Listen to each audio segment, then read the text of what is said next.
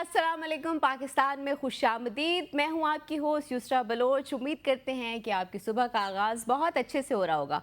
कोशिश किया करें कि अपनी सुबह का आगाज़ थोड़े से वर्कआउट के साथ और लाइट से ब्रेकफास्ट के साथ किया करें और थोड़ी सी पॉजिटिव सोच भी रख लिया करें साथ में। और पाकिस्तान में तो वैसे ही एक कल्चर है ट्रेडिशनल फूड का, और जाहिर सी बात है जब नाश्ते इतने ज़्यादा हैवी हों तो मुश्किल होती है। उसके बाद आपकी हेल्थ पे भी अफेक्ट आते हैं। पाए और पराठे और ऐसी चीज़ें खाई जाती हैं।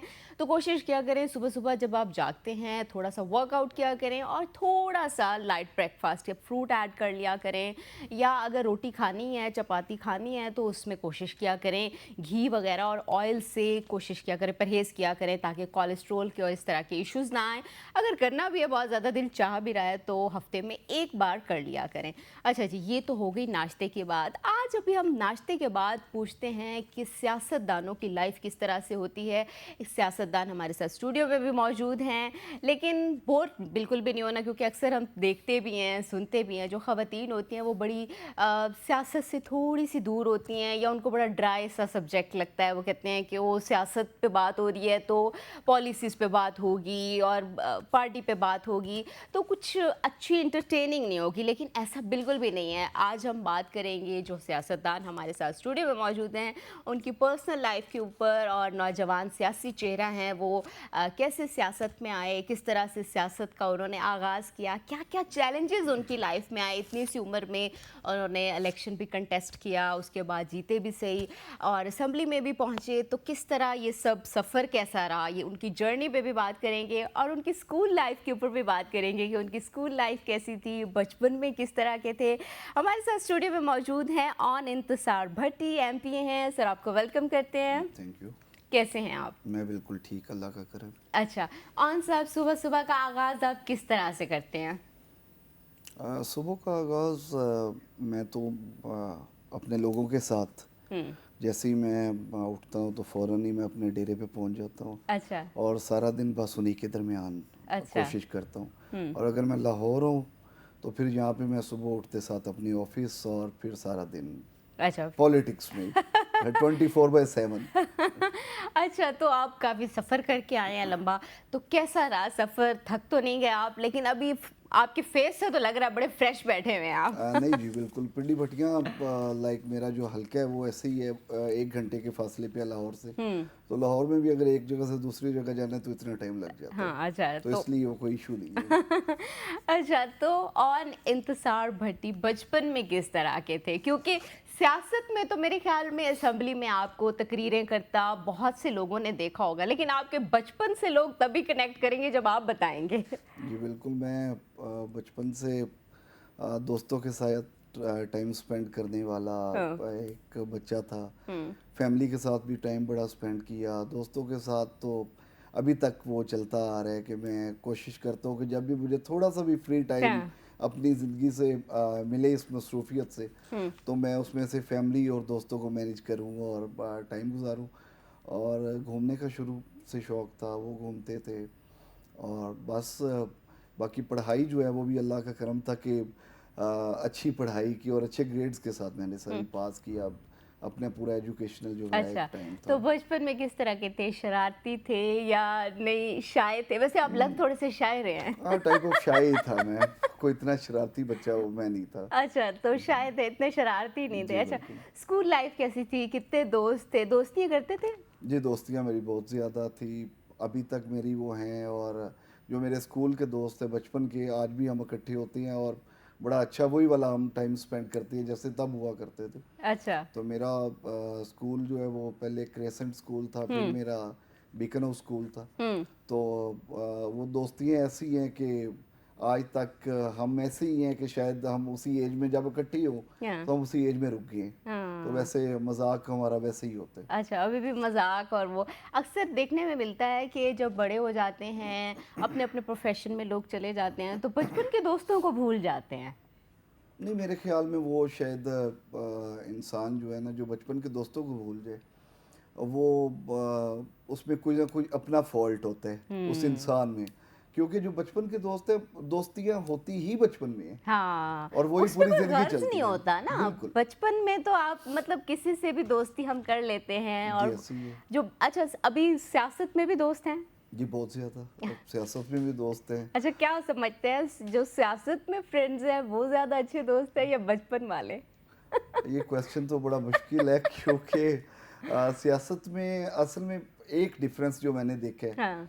कि जब तक आप पढ़ रहे होते हैं, आप किसी यूनिवर्सिटी, स्कूल, बचपन, तब तक आपके जो दोस्त बन रहे होते हैं वो अगर 10 बने हैं तो 8 7 वो होंगे जो लाइफ टाइम आपके साथ रहेंगे। हम्म। जब प्रोफेशनल फील्ड में कोई भी जाता है, फिर अगर आपके 10 बन रहे हैं तो 2 3 लाइफ टाइम के होते हैं, बाकी वो वक्त के साथ साथ हम्म। वो गुजरता जाता है टाइम, और लोगों की अपनी प्रेफरेंसेस बदलती जाती हैं।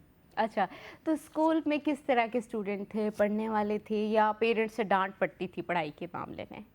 नहीं, पढ़ने वाला तो मैं था, लेकिन डांट भी कभी कभी पड़ती थी जब ग्रेड्स कुछ बुरे आते थे।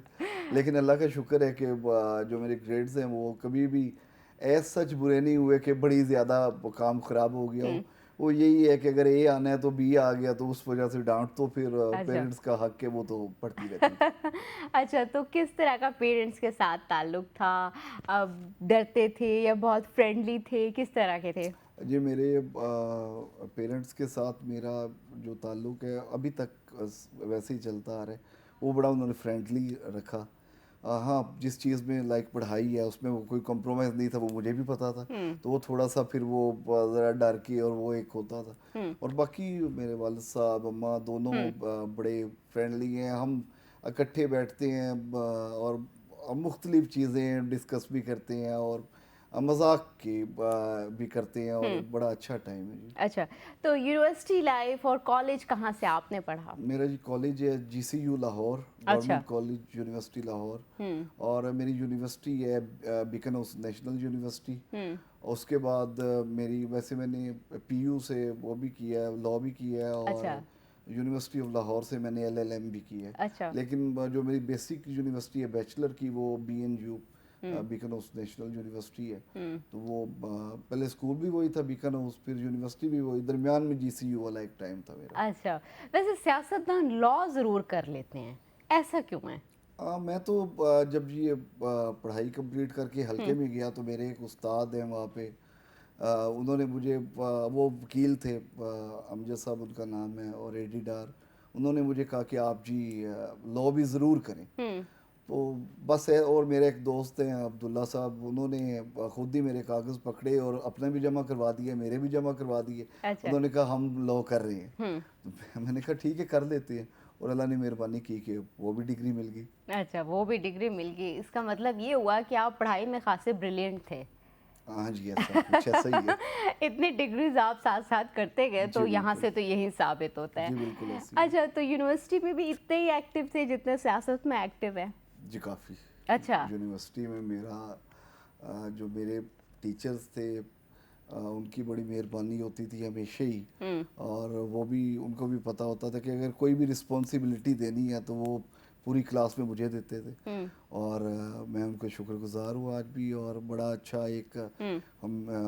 एक टाइम था मीडिया से मेरा, क्योंकि मैंने मीडिया में डिग्री की। अच्छा। तो मीडिया में बड़े अच्छे नाम है जो डॉक्टर मेहदी साहब थे, डॉक्टर मेहदी हसन साहब, और सर मुबशर थे, हम्म। सर वजात मसूद साहब थे, हम्म। मैडम अमीरा, यानी काफ़ी ऐसे टीचर थे जिन्होंने बड़ा सपोर्टिव भी थे मेरे लिए। हम्म। और उस वजह से फिर दोस्तों में भी और टीचर्स का भी तो एक्टिव बंदा हो जाता है। हम्म। तो मैं अच्छा। काफ़ी एक्टिव था। अच्छा, एक्टिव थे काफी।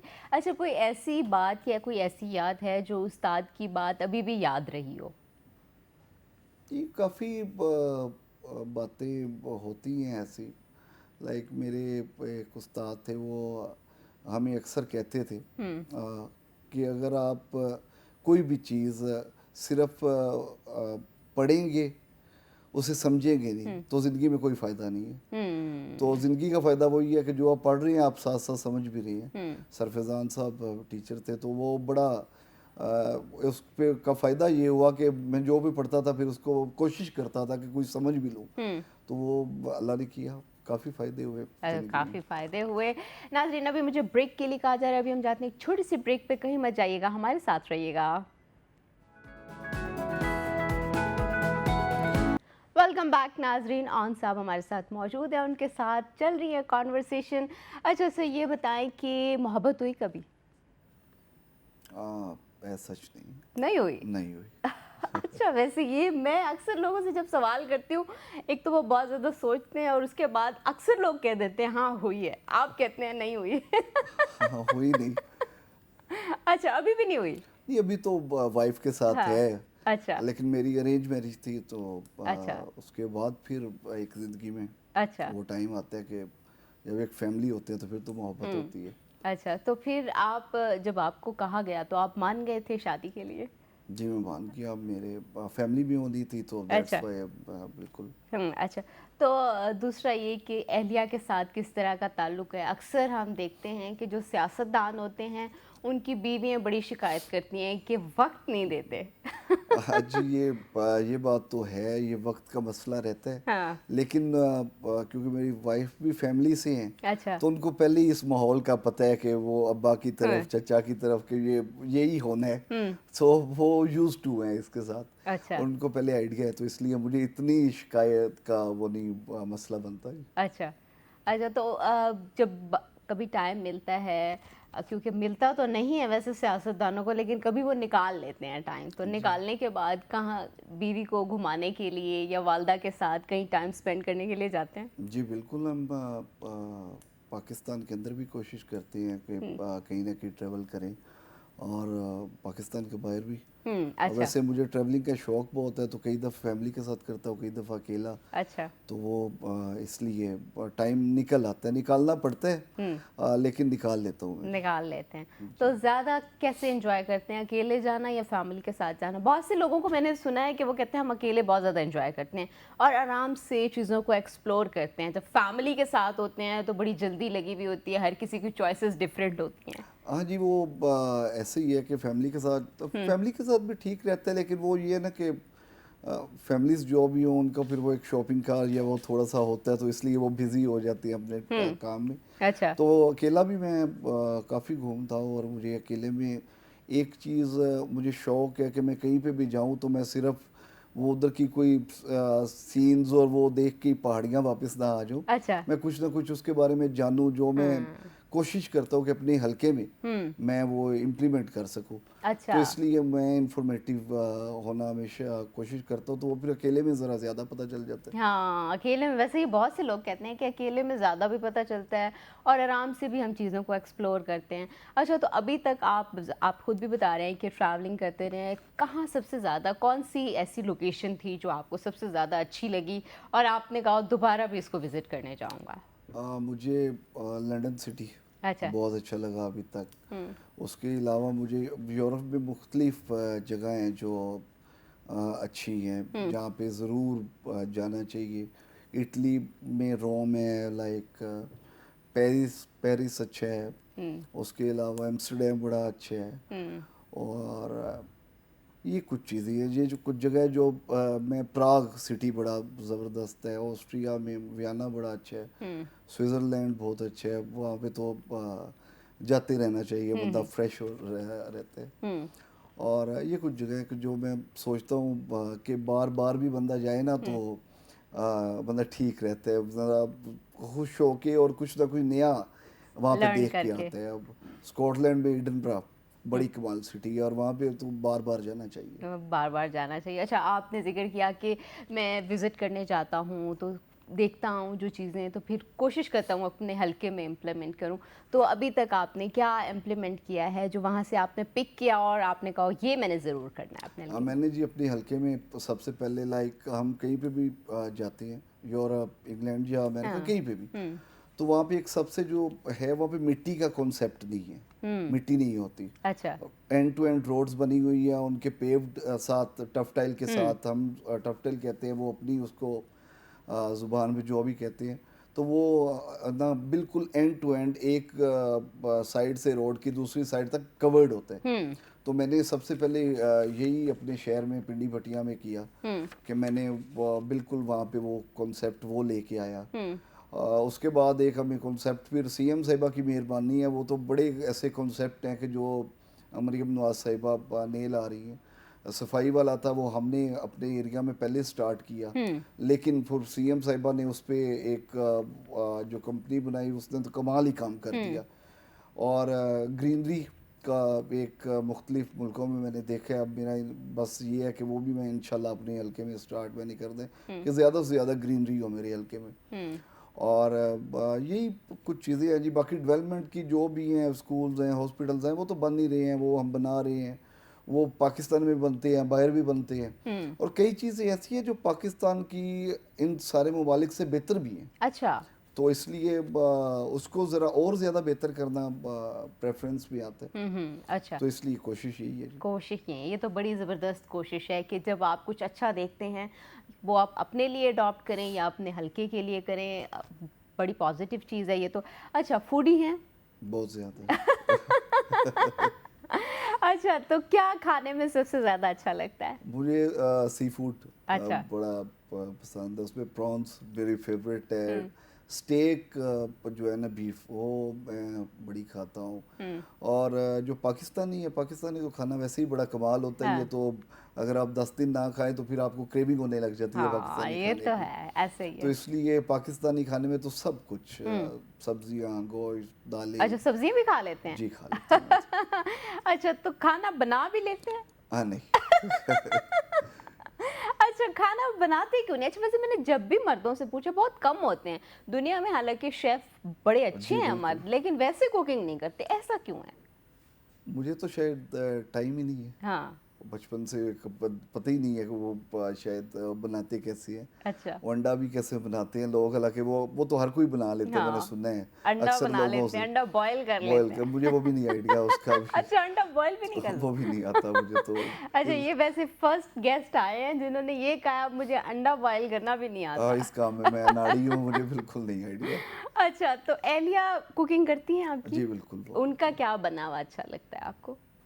आ, उनका पाकिस्तानी जो फूड जो भी वो बनाए हाँ। उसमें कुछ भी हो तो वो बड़ा अच्छा बना लेती हैं अच्छा। उनको। तो अम्मा भी मेरी कुकिंग करती हैं, उनका भी जो पाकिस्तानी चीज़ें हैं ना वो बड़ी ज़बरदस्त बनाती हैं। अच्छा, और घर पे खाना हो तो फिर मैं कोशिश करता हूँ कि उन्हीं को कहूँ कि आप बना दें। आप बना दें। अच्छा, दूसरा ये भी बताएं, जब फ्री टाइम आप खुद के लिए भी निकालते हैं, बहुत दफ़ा इंसान थक जाता है, टायर्ड हो जाता है, सारी एक रूटीन से, सेम रूटीन चल रही होती है, तो क्या करते हैं फिर? मैं फ्री टाइम जब भी मेरे पास निकलता है तो मैं कोशिश करता हूँ कि मैं अपने दोस्तों के साथ कोई अच्छा। टाइम स्पेंड कर लूँ। हम्म। और फैमिली के साथ तो करना ही होता है, वो हाँ। तो वैसे ही ज़रूरी है। हाँ। तो दोस्तों के साथ मैं टाइम स्पेंड करना बड़ा प्रेफर करता हूँ हर चीज़ में। हम्म। चाहे तो वो लाहौर में हो या कहीं पे बाहर हो। हम्म। तो फिर वो ये होता है कि वो कुछ टाइम में मैं रिलैक्स हो जाता हूँ अपने हम्म। दोस्तों के साथ। अच्छा, कुछ टाइम में रिलैक्स हो जाते हैं। अच्छा, तो मूवीज़ देखने का शौक है? बहुत ज़्यादा जी। अच्छा, मूवीज़ देखते हैं। अच्छा, फैमिली के साथ या अकेले, किस तरह? फैमिली के साथ। फैमिली के साथ मूवीज़ देखते हैं। जी बिल्कुल। अच्छा, एक्ट्रेस कौन सी अच्छी लगती है? एक्ट्रेस एक्टिंग वाइज पाकिस्तान या इंडिया? पाकिस्तान में भी बता दें, इंडिया में भी बता दें। वैसे इंडिया में तो अनुष्का शर्मा अच्छा, is my Anushka. Favourite actress. और पाकिस्तान में एक्टिंग सारा अच्छा। जो है वो उनकी बड़ी अच्छी है। अच्छा, उनके। लास्ट मैंने ड्रामा शायद देखा भी उन्हीं का, तो 2-3 साल पहले। अच्छा, तो अच्छा, इसलिए ड्रामे मुझे भी देखते हैं आप?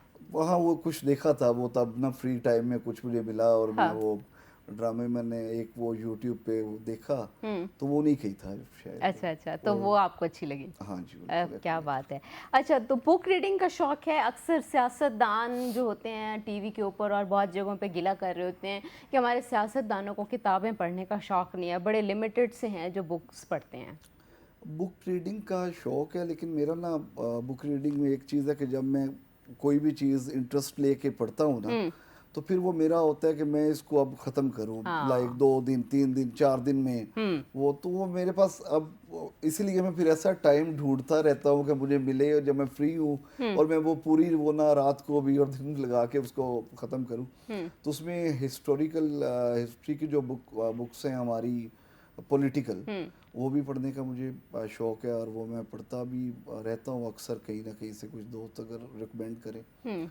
और बस वही मेन तो वही है, और उसके अच्छा, अलावा नहीं। ज़्यादातर हिस्ट्री को पढ़ना पसंद करते जी, हैं। हिस्ट्री, पॉलिटिकल हिस्ट्री को अच्छा, ज़्यादातर। सही सही। अगर सियासतदान ना होते तो क्या होते? इस बारे में कभी सोचा ही नहीं। नहीं, अगर आज चले, आज सोच लें सियासतदान ना होते तो क्या होते फिर? नहीं, मेरे पास ज़िंदगी में मैंने ऑप्शन ही एक रखा था कि अच्छा, सियासतदान ही होना है। आपने प्लान बी रखा ही नहीं? प्लान भी मैंने रखा ही नहीं। वैसे तो मैंने देखा है बहुत से लोग प्लान बी रखते हैं, अगर इसमें कामयाब ना हुए तो इधर चले जाएंगे। आपको श्योरिटी थी कि मैंने इसी में हाँ कामयाब। जी, मैं जब पैदा हुआ तो इस दुनिया में आए, मेरे वालिद साहब तब भी एमपीए थे। अच्छा। तो बचपन से देखी ये सियासत है और पता था कि यही करना है, हम्म। और कुछ सोचा ही नहीं कभी। अच्छा, तो सियासी तरबियत, अच्छा वैसे खुद का इंटरेस्ट भी था? एक तो होता है ना कि फैमिली में अगर वालदैन डॉक्टर हैं तो बच्चे डॉक्टर बनते हैं, वालदैन सीएसपी ऑफिसर हैं तो उनके बच्चे सीएसपी ऑफिसर, क्रिकेटर हैं तो उनके, जी वो एक ऐसे ही चलता रहता है। आपके फादर एमपीए थे तो आपका खुद का भी इंटरेस्ट सियासत में था? जी बिल्कुल जी, मेरा खुद का इंटरेस्ट ना सियासत से ज़्यादा ये था कि मैं अपने जो मेरे एरिया के लोग हैं, क्योंकि सियासत तो ये जब से पाकिस्तान स्टार्ट हुए हमने स्टार्ट की, हम्म। उससे पहले भी तो हम मेरे एरिया के लोगों के साथ हमारा रहना बसना वो सारा था। तो मेरा शुरू से इंटरेस्ट ये है कि मैं अपने एरिया के लोगों के लिए कुछ बेहतर करूं और उनके साथ ही टाइम स्पेंड करूं। हम्म। तो इसलिए फिर वो बस उसी के लिए मेरा अपना शौक ही वैसा है हम्म। कि मैंने उन्हीं के साथ ही रहना है। हम्म। तो फिर सियासत ही एक सियासत ही, ऑप्शन था। अच्छा। वो कहते हैं ना कि बचपन से वालदैन को देखते आए तो बच्चा कॉपी करता आता है, तो जी उसी तरह का सिनेरियो था आपका भी? जी बिल्कुल ऐसे ही था। अच्छा, मैं तो सियासी तरबियत में किसका किरदार देखते हैं कि आप? मेरे वालिद साहब एक अच्छा। ही रोल मॉडल हैं जी मेरे लिए। अच्छा, हाँ जी बिल्कुल। कौन का? ओके, इस पे अभी बात करेंगे नाज़रीन। अभी हम चाहते हैं एक छोटी सी ब्रेक पे, ब्रेक से वापस आएंगे तो कॉन्वर्सेशन को यहीं से कंटिन्यू करेंगे। हमारे साथ रहिएगा। नाज़रीन हमारे साथ ऑन साहिब मौजूद हैं, उनसे हमारी चल रही है कॉन्वर्सेशन। अच्छा सर, ये भी बताएं कि आपके वालिद साहब भी सियासत में, फिर उनके वालिद साहब भी सियासत में, फिर उनके वालिद साहब भी सियासत में, आप चौथी नस्ल हैं जो सियासत में हैं। जी बिल्कुल। तो वालिद साहब के साथ किस तरह का ताल्लुक़ है, वो बताते हैं कि ये इस तरह। अच्छा, तो ये बताते हैं कि किस तरह से आपने सियासत में आगे चलना है? अभी भी आपके फ़ैसलों में या खुद फ़ैसला लेते हैं या वालिद साहब का मशवरा? जी बिल्कुल, मैं वालिद साहब बिल्कुल बताते हैं, हुँ। क्योंकि मेरे लाइफ में मेरे लीडर तो एक ही हैं, हुँ। मेरे वालिद साहब। हुँ। तो मैं हर चीज़ में कोशिश करता हूँ कि हुँ। उनसे पूछ के मशवरा लेके ही आगे चलूँ, हुँ। क्योंकि उन्होंने पूरी ज़िंदगी इसी में गुजारी है। तो और पूरा हल्के को जैसे वो समझते हैं वैसे कोई भी नहीं समझ सकता, मैं भी हुँ। नहीं समझ सकता। हुँ। तो इसलिए मैं कोशिश यही करता हूँ कि मैं हर चीज़ में अपने वालिद साहब का मशवरा लेके, हुँ। जो मेरे भी कुछ चीज़ें माइंड में हों, कुछ मेरे फैसले हों, हुँ। वो मैं उनको बताता हूँ, और वो फिर उसको जो सही हो वो वैसे ही गो थ्रू हम हुँ। कर लेते हैं, और जिसमें कुछ चेंजेस होने वाली हो वो बिल्कुल हम मिलके अच्छा, तो उसका कभी फैसला एग्री करते ना हो, इख्तिलाफ़ करना हो तो किस तरह करते हैं वालिद साहब के सामने? और वो फिर कहते होंगे मैं तो इतनी उम्र गुज़ार चुका हूँ। हैं। नहीं, मैं ऐसा सच कुछ इख्तलाफ ऐसा करते ही नहीं हूँ। अच्छा, आप पहले से क्योंकि ही सेफ साइड पे रहते क्योंकि हैं। मुझे पता है कि वो मेरे से बेटर जानते हैं। हाँ। तो इसलिए मैं कोशिश ये करता हूँ कि जो वो कहें वो सबसे ज़्यादा प्रेफरेंस पे हो। हुँ। और लेकिन क्योंकि उन्होंने मेरे जब दादा की डेथ हुई तो मेरे दादा तब भी एमपीए थे, तो हुँ। मेरे वालिद साहब बिल्कुल एज उनकी उस वक्त पूरी हुई थी हुँ। In that month. हुँ। तो वो उनको इलेक्शन कॉन्टेस्ट करना पड़ा, तो वो फिर वो तब से हुँ। पॉलिटिक्स में। हुँ। तो वो खुद ही हर चीज़ को, जहाँ पे उनको पता हो कि मैं ठीक कह रहा हूँ, वो फिर खुद ही मोल्ड होके उसको ओके कर देते हैं कि ये हुँ। ठीक है, अच्छा। ऐसे ही होना चाहिए। अच्छा, क्या बात है। अच्छा, दूसरा ये भी बताएँ कि एमपीए बनने के बाद आपकी ज़िंदगी में सबसे बड़ी तब्दीली क्या आई?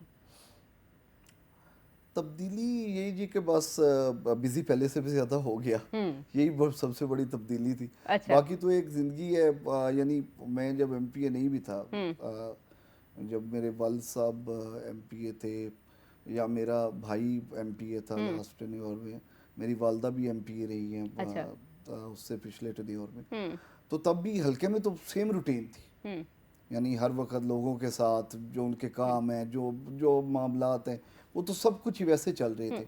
सिर्फ जब एमपीए बनाओ तो फिर जिम्मेदारियां ये दफ्तरों की, लाहौर की, और ये भी वो मेरे हुँ। ऊपर आ गई, तो उनकी वजह से मैं बिज़ी ज़्यादा हो गया हुँ। हूँ। बाकी सब कुछ वैसे ही चल रहा है। अच्छा, अच्छा दूसरा ये भी बताएँ, आपने अपनी वालदा का ज़िक्र किया है कि उन्होंने भी इलेक्शन लड़ा और उसके बाद उन्होंने विन किया। तो ख़वातीन के लिए अपने हलके में आपने क्या-क्या फ़ैसिलिटेट किया ख़वातीन को? क्योंकि ख़वातीन को हमारे माशरे में इग्नोर नहीं किया जा सकता। ख़वातीन बड़ा वाइटल रोल प्ले करती हैं किसी भी मुल्क की इकॉनमी चलाने में, सियासत चलाने में। तो उसमें क्या किरदार रहा, क्या किया? ख़वातीन के लिए जी देखिए मेरे हलके में हुँ, कॉलेजेस ख़वातीन के बने हुए हैं, हुँ, स्कूल्स ख़वातीन के बनाए हुए हैं, और वो हमने ही बनाए हैं, मेरे वालिद साहब ने बनाए हुए हुँ, हैं, हमने बनाए।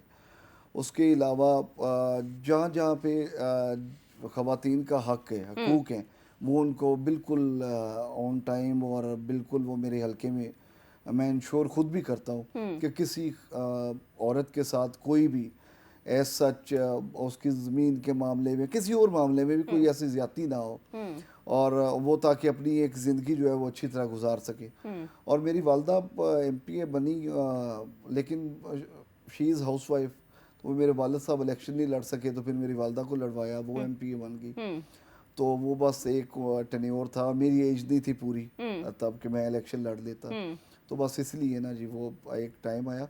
और जी मेरे हलके में अगर आप वैसे देखें तो जो डोमेस्टिक वायलेंस ख़वातीन का के ऊपर होते हैं, हुँ, वो बिल्कुल ही ज़ीरो है। अच्छा। और इसको मैं खुद इंश्योर करता हूँ कि कोई किसी औरत के साथ कहीं पे भी कोई किसी किस्म की भी हुँ, कोई ज़्यादती, कोई बदतमीज़ी कोई कोई ना कर सके, हुँ, और उनको उनके हकूक़ भी पूरे मिले। हकूक़ भी पूरे मिले। अच्छा, दूसरा ये भी बताएँ कि अभी भी आपकी जैसे वालदा थीं, उन्होंने सियासत में इलेक्शन लड़ा और उसके बाद जीता। अभी भी सियासत में ख़वातीन का आना कहीं न कहीं मुश्किल है, क्योंकि आपकी तो जनरेशन वाइज़ सियासत चलती आ रही थी, तीसरी चौथी नस्ल में सियासत आ रही थी। लेकिन जो ख़वातीन आना चाहती हैं, कोई सियासी बैकग्राउंड नहीं है, उनके लिए अभी भी कहीं न कहीं डिफ़िकल्टीज़ हैं। जी डिफ़िकल्टीज़ हमारे मुआशरे में हैं, हुँ, क्योंकि हम एक्सपेक्ट करते हैं कि लोग हुँ, जो है वो आगे आके काम करें, औरतें उतना काम ना करें। लेकिन मेरे डिस्ट्रिक्ट में हुँ, सायरा अफजल तायरड़ साहिबा एमएनए का इलेक्शन लड़ी हैं। हुँ, दूसरी तरफ से मोहतरमा अनीका मेहदी साहब हुँ, इलेक्शन लड़ी। दोनों एमएनए के कैंडिडेट औरतें थी। हुँ, तो वो एक कॉमन चीज़ थी। और अब पंजाब देखें, हुँ। पंजाब को सर वो ना कहीं न जितना कहीं अच्छा, तो सियासी बैकग्राउंड होता है, फैमिली सपोर्ट होती है। जो ख़वातीन बिल्कुल ही सियासी बैकग्राउंड जिनका नहीं है, उनके लिए तो कंपैरेटिवली बहुत मुश्किल है सियासत में आना। ये हाँ, ये चीज़ एक है कि वो उतनी अच्छी तरह शायद लोगों को कन्विंस नहीं कर पाती, या उनसे वो एक राब्ता नहीं रख पाती। ये अच्छा। ये तो एक बैरियर है ना, हुँ, कि अब कोई भी इंसान है, अगर उसको कोई काम है, मुझे तो वो रात को 2 बजे भी कॉल कर लेगा। हुँ, अक्सर होता है ऐसे कि मैं 2-3 बजे रात को मुझे कॉल्स आ रही होती है कि ये काम है, ये काम है, कोई भी। हुँ, लेकिन किसी औरत को तो रात को मेरे ख्याल में 10 बजे के बाद कॉल करना भी गैर हुँ, मुनासिब हमारे हुँ, मुआशरे में समझा जाता है, और है भी।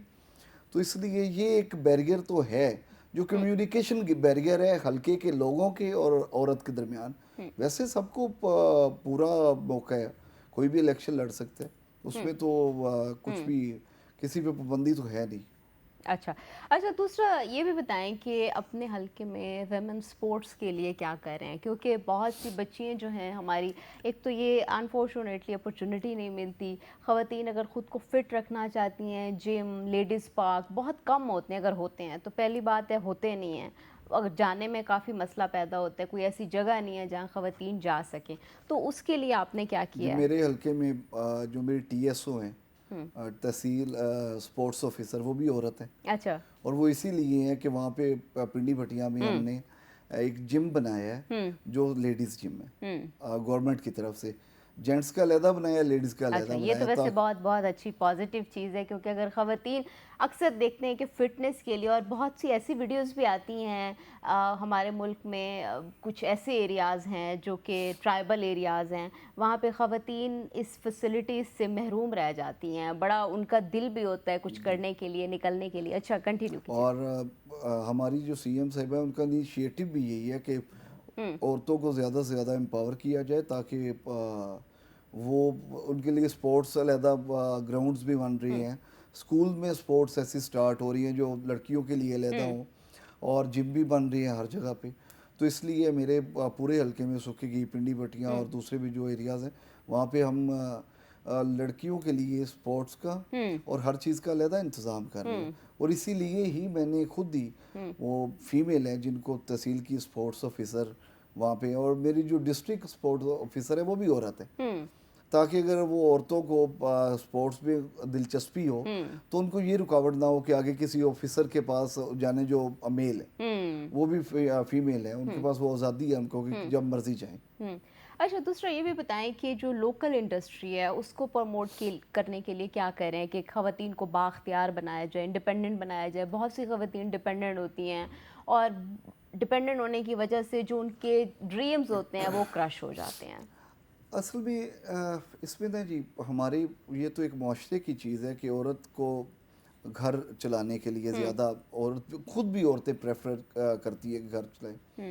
जैसे कल हम एक तकरीब में थे तो सीएम पंजाब साहिबा की तरफ से खेत दिए गए हैं लोगों को ऑन लीज, 10 साल लीज पे। उसमें एक औरत, वहाँ दो औरतें थी जिनको वो ज़मीन मिली है, और एक औरत थी वो बता रही थी कि उनके हस्बैंड की डेथ हो चुकी है तो वो काश्तकारी भी खुद करेंगी, और वो अच्छा। उनको मिली है, और बिल्कुल कुरानदाजी के थ्रू दो औरतों की ज़मीन निकली है। तो ऐसे अगर कोई भी औरत काम करना चाहे तो मेरे ख्याल में अब पंजाब इस पोजीशन में है कि पंजाब में कोई रुकावट नहीं है। दूसरे सूबे जो हैं उनमें ट्राइबल हैं या बलोचिस्तान है, वहाँ सर, पे पंजाब में मसाइल भी हैं। डीजी खान वाले एरिया को ट्राइबल एरिया लगता है। हाँ जी, वो एक मसाइल है वो, बल्कि राजनपुर में और डीजी खां में ये है मसला। लेकिन गवर्नमेंट की सतह पे तो कोई ऐसी रुकावट नहीं है। जो भी अगर औरत कोई काम करना चाहे, गवर्नमेंट उसको 100% फुली सपोर्ट करेगी। फुली सपोर्ट करेगी। अच्छा, दूसरा ये भी बताएं कि इंडस्ट्रियल हब बनाने में चैलेंजेस क्या क्या आ रहे हैं अपने हलके को आप जो। जी, मेरा हल्का हमने 1999 में मेरे वालिद साहब एमपीए थे, तो तब मियां नवाज शरीफ साहब ने मेरे हलके को इंडस्ट्रियल जोन डिक्लेयर किया। उसके बाद 2002 में हम हुकूमत से आउट हो गए तो काफली की हुकूमत आई, उन्होंने वो उठा के तो सैयावाला में शिफ्ट कर दिया, वो हमारा इंडस्ट्रियल एरिया जो मंजूर था। फिर उसके बाद हमने उससे पहले से लगे हुए थे मेरे तहसील में जलालपुर भटिया टाउन है, वो एशिया की सबसे बड़ी, अगर 5 मंडियाँ राइस की काउंट करें तो उनमें से एक है। तो वो इंडस्ट्री वहाँ पे बहुत ज़्यादा है, पिंडी भटिया में इंडस्ट्री बहुत ज़्यादा है, सुखे की में बहुत ज़्यादा है। तो अब तो मेरी तहसील इंडस्ट्रियलाइजेशन की तरफ बड़ी ज़्यादा स्पीड से बड़ी भी है, और अब तो काफ़ी ज़्यादा इंडस्ट्रीज़ वहाँ पे हैं भी। अच्छा, नाजरीन, अभी मुझे ब्रेक के लिए कहा जा रहा है, अभी हम जाते हैं एक छोटी सी ब्रेक पे, कहीं मत जाइएगा, हमारे साथ रहिएगा। आन साहब हमारे साथ मौजूद हैं, एमपीए हैं, उनसे चल रही है हमारी कॉन्वर्सेशन। अच्छा सर, पिंडी भट्टिया से आपका ताल्लुक़ है, लैंड ऑफ दुल्ला भट्टी भी इसको कहा जाता है, तो इसकी सकाफत कल्चर को प्रमोट करने के लिए आप क्या इकदाम कर रहे हैं? जी, दुल्ला भट्टी साहब मेरे एंसेस्टर थे, उनके भाई की औलाद में से हैं, अपनी उनकी औलाद नहीं थी। तो अब हमारे पिंडी भटिया बड़ा कदीमी शहर है, 1000 साल से ज़्यादा हो चुके हैं इसको आबाद हुए हुए, और ये किसी दौर में वर्ल्ड सिटी भी था, इसके साइडों पे दीवार थी, सुरंगें जो बनी हुई थी वो मैंने खुद भी अपने बचपन में देखी। जो और इस शहर का जो हमारी तहसील पूरी कई पिंडी भटिया का एक कहावत लोग कहते हैं कि हम जो पिंडी भटिया वाले लोग हैं, हम अपने एरिया में बहुत सख्त लोग होते हैं। अच्छा। तो लाइक दुल्ला भट्टी की भी जो है हिस्ट्री, बादशाह अकबर के साथ उनकी जंग थी, तो बादशाह अकबर जब लाहौर में उनको बुलाते थे तो वो अगर वो कभी लाहौर आते तो वो बिल्कुल जो है ना, यहाँ पे अगर कोई बात मानते भी, लेकिन वहाँ पे जाके वो अपनी मिट्टी पे बिल्कुल वो ना, उनके दोबारा वो मिट्टी की जोश आ जाता, और वो किसी चीज़ को उन्होंने कबूल नहीं किया, और इसीलिए फिर उन्होंने उनको शहीद भी किया, दुल्ला भट्टी साहब को। तो ये हमारे पहचान है जी पिंडी भटिया की, और सकाफत वहाँ पे हमारे पास ये घोड़ों की ज़ीनें बड़ी कमाल बनती हैं। पूरे पाकिस्तान से लोग आते हैं वहाँ पे ये घोड़ों की ज़ीनें और घोड़ों का सामान लेने के लिए। और ये इसी चीज़ को दिखाता है कि पुराना वो एक सिस्टम चलता आ रहा है जंगजू और बहादुर लोगों का, तो इसलिए वो घोड़ों की ज़ीनों वाला एक सिस्टम है। और हमारे पास वैसे भी जी पिंडी भट्टियाँ जहाँ पे भी आप दुनिया में नाम लें कि दुल्ला भट्टी साहब के नाम के साथ पिंडी भट्टियाँ को जाना जाएगा। अच्छा, पिंडी भटिया को जाना जाएगा। आपने कहा कि सख्त मिजाज लोग हैं, तो आप कितने सख्त मिजाज हैं? हल्के के लोग डरते हैं आपसे? हाँ नहीं जी, मैं जो हल्के के लोग हैं उनके लिए तो लाइक मैं ऐसे हूँ कि 24 घंटे हम पूरी फैमिली अच्छा। 24 घंटे हम अवेलेबल होते हैं। और बिल्कुल जो हल्के के लोग हैं वो ऐसे हैं जैसे हम खुद हैं। लाइक मेरे हल्के का मैं उनको कहता भी हूँ अक्सर, वो फील भी ऐसे ही करवाते हैं। मेरे हल्के का हर बंदा जो मेरा दोस्त है, भाई है, मेरा बुजुर्ग है, वो ऐसे ही उनको फील हो रहा होता है कि वो खुद एमपी हैं। अच्छा। और ये बिल्कुल जी पूरे हल्के को उनके ये इस्तकाक है उनका कि वो अपने आप को एमपी समझे भी। और वो जो भी फैसला करते हैं तरक्याती, मैं खुद उनके फैसले मानना ज़्यादा पसंद करता हूँ। अच्छा। मैं यानी कोई डेवलपमेंट का अगर काम हो तो मैं कभी भी ऐसा नहीं होता कि हम मेरे वालिद साहब या मैं या मेरे कज़न भाई हम खुद बैठ के सिर्फ ये डिसाइड करते हैं कि ये काम कर दें। उसके बाद हम हल्के के लोगों को इन्वॉल्व करते हैं कि ये जो भी इम्प्लीमेंट होना है आपकी मर्जी से होना है। तो इसलिए उनके लिए तो बिल्कुल कोई बात ही नहीं है। अच्छा, तो आप सख्त मिजाज बिल्कुल भी जी नहीं मैं है। बिल्कुल नहीं हूँ सख्त अच्छा, मिजाज। वैसे कहा जाता है कि सियासतदानों का बड़ा रोब दबदबा होता है, सख्ती करते हैं, लोगों से मिलते नहीं हैं, टाइम नहीं देते, ऐसा है? नहीं जी, नहीं? नहीं जी, बिल्कुल ऐसा नहीं है।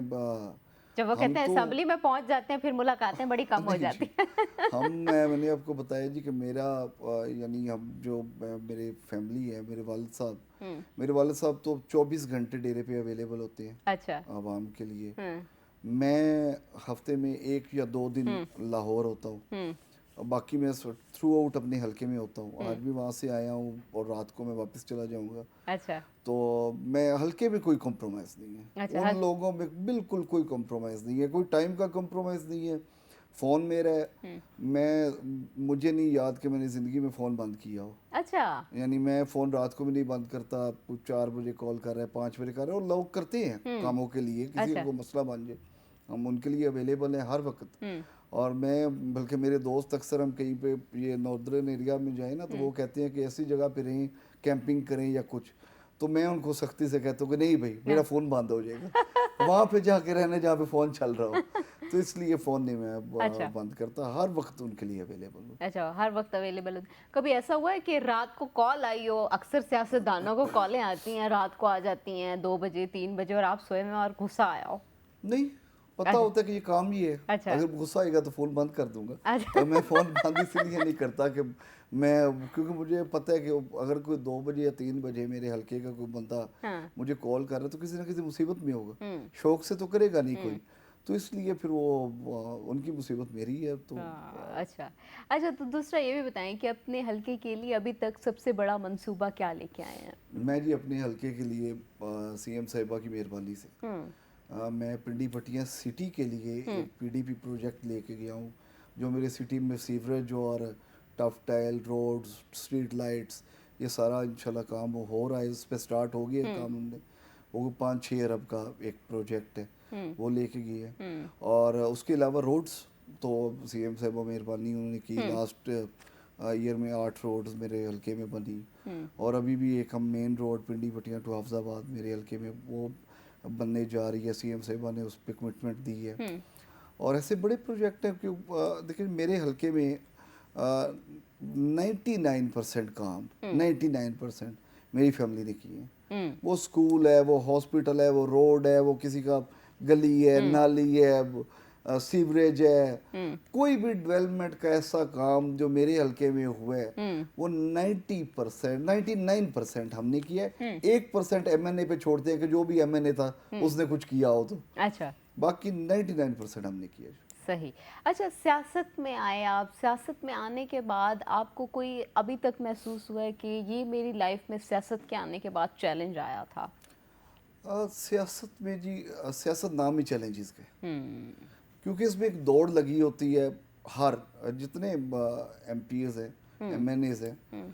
वो हर कोई कोशिश कर रहा होता है कि ज़्यादा से ज़्यादा फंड्स खींच के वो अपने हलके में ले जाए। सबसे बड़ा चैलेंज ये होता है। और अल्लाह ने मेहरबानी की है कि 2 साल तो 2.5 साल गुजर गए हैं, और 2.5 साल में मैं अपने ज़िले में सुरखरू हूँ कि इतना फ़ंड कोई भी नहीं ले जा सका कि जितना मैं लेके गया हूँ। बल्कि मेरे जो साथ वाले कुछ अजला हैं, वहाँ पे भी अगर हम टॉप 2-3 लोगों को गिनेंगे तो लोग इंशाल्लाह मेरा उसमें नाम आता है। और ये सबसे बड़ा चैलेंज ये है मेरे लिए कि मैं, क्योंकि फंड्स महदूद होती हैं गवर्नमेंट के पास, गवर्नमेंट ने और भी बड़े बड़े प्रोजेक्ट्स होते हैं, हर हल्के में पैसे नहीं दे सकते, तो बड़े तरीके से वो फंड निकालना होता है, और वो बस अच्छा। हम निकाल के ले जाते अच्छा, हैं। तो तरीके से फंड तो आप निकालते हैं, तरीके से फिर इख्तलाफ कैसे पेश करते हैं? कभी पार्टी क़यादत से इख्तलाफ भी हुआ?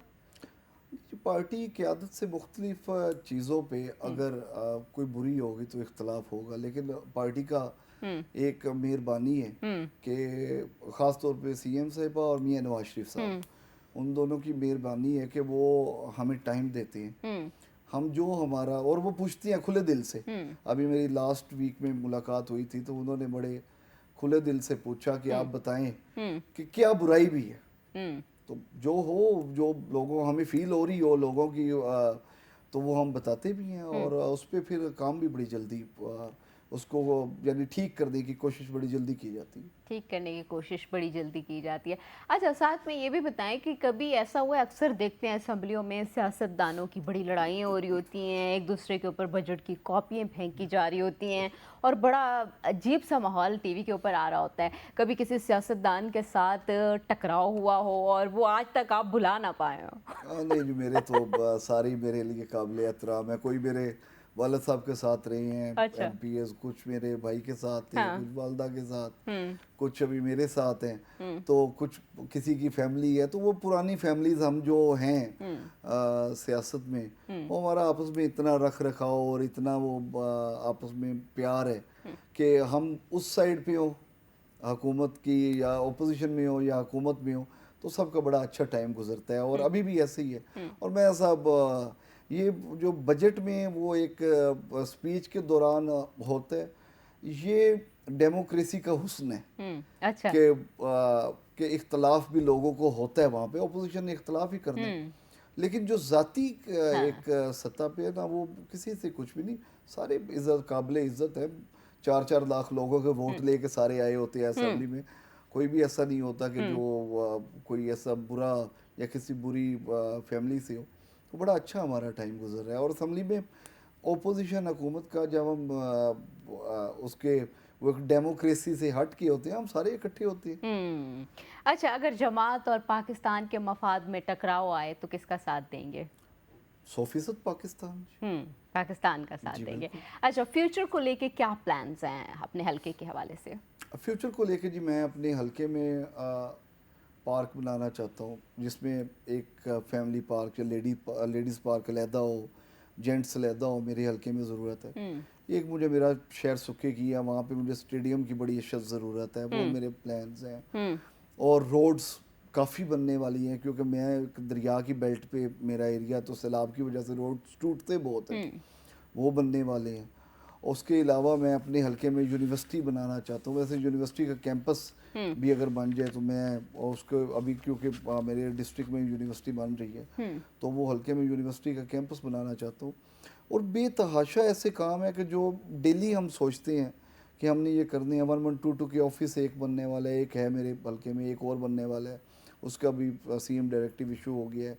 ऐसी कॉलेजेस बनने वाले हैं। जो भी कोई तरक्याती डेवलपमेंट का काम हो, मेरी तो ये कोशिश है कि मैं सबसे पहले पंजाब में वो मेरे हलके में जाए। क्या तो बात है। क्योंकि मेरे लोग हैं, वो सबसे ज़्यादा पहले वो उससे मुफीद हो। वो उससे मुफीद हो। वैसे ये सियासी नुमाइंदे को होना भी ऐसा ही चाहिए कि कोशिश करें, वो अपने हलके के लिए वोट लेके आते हैं तो अपने हलके के लिए काम करें।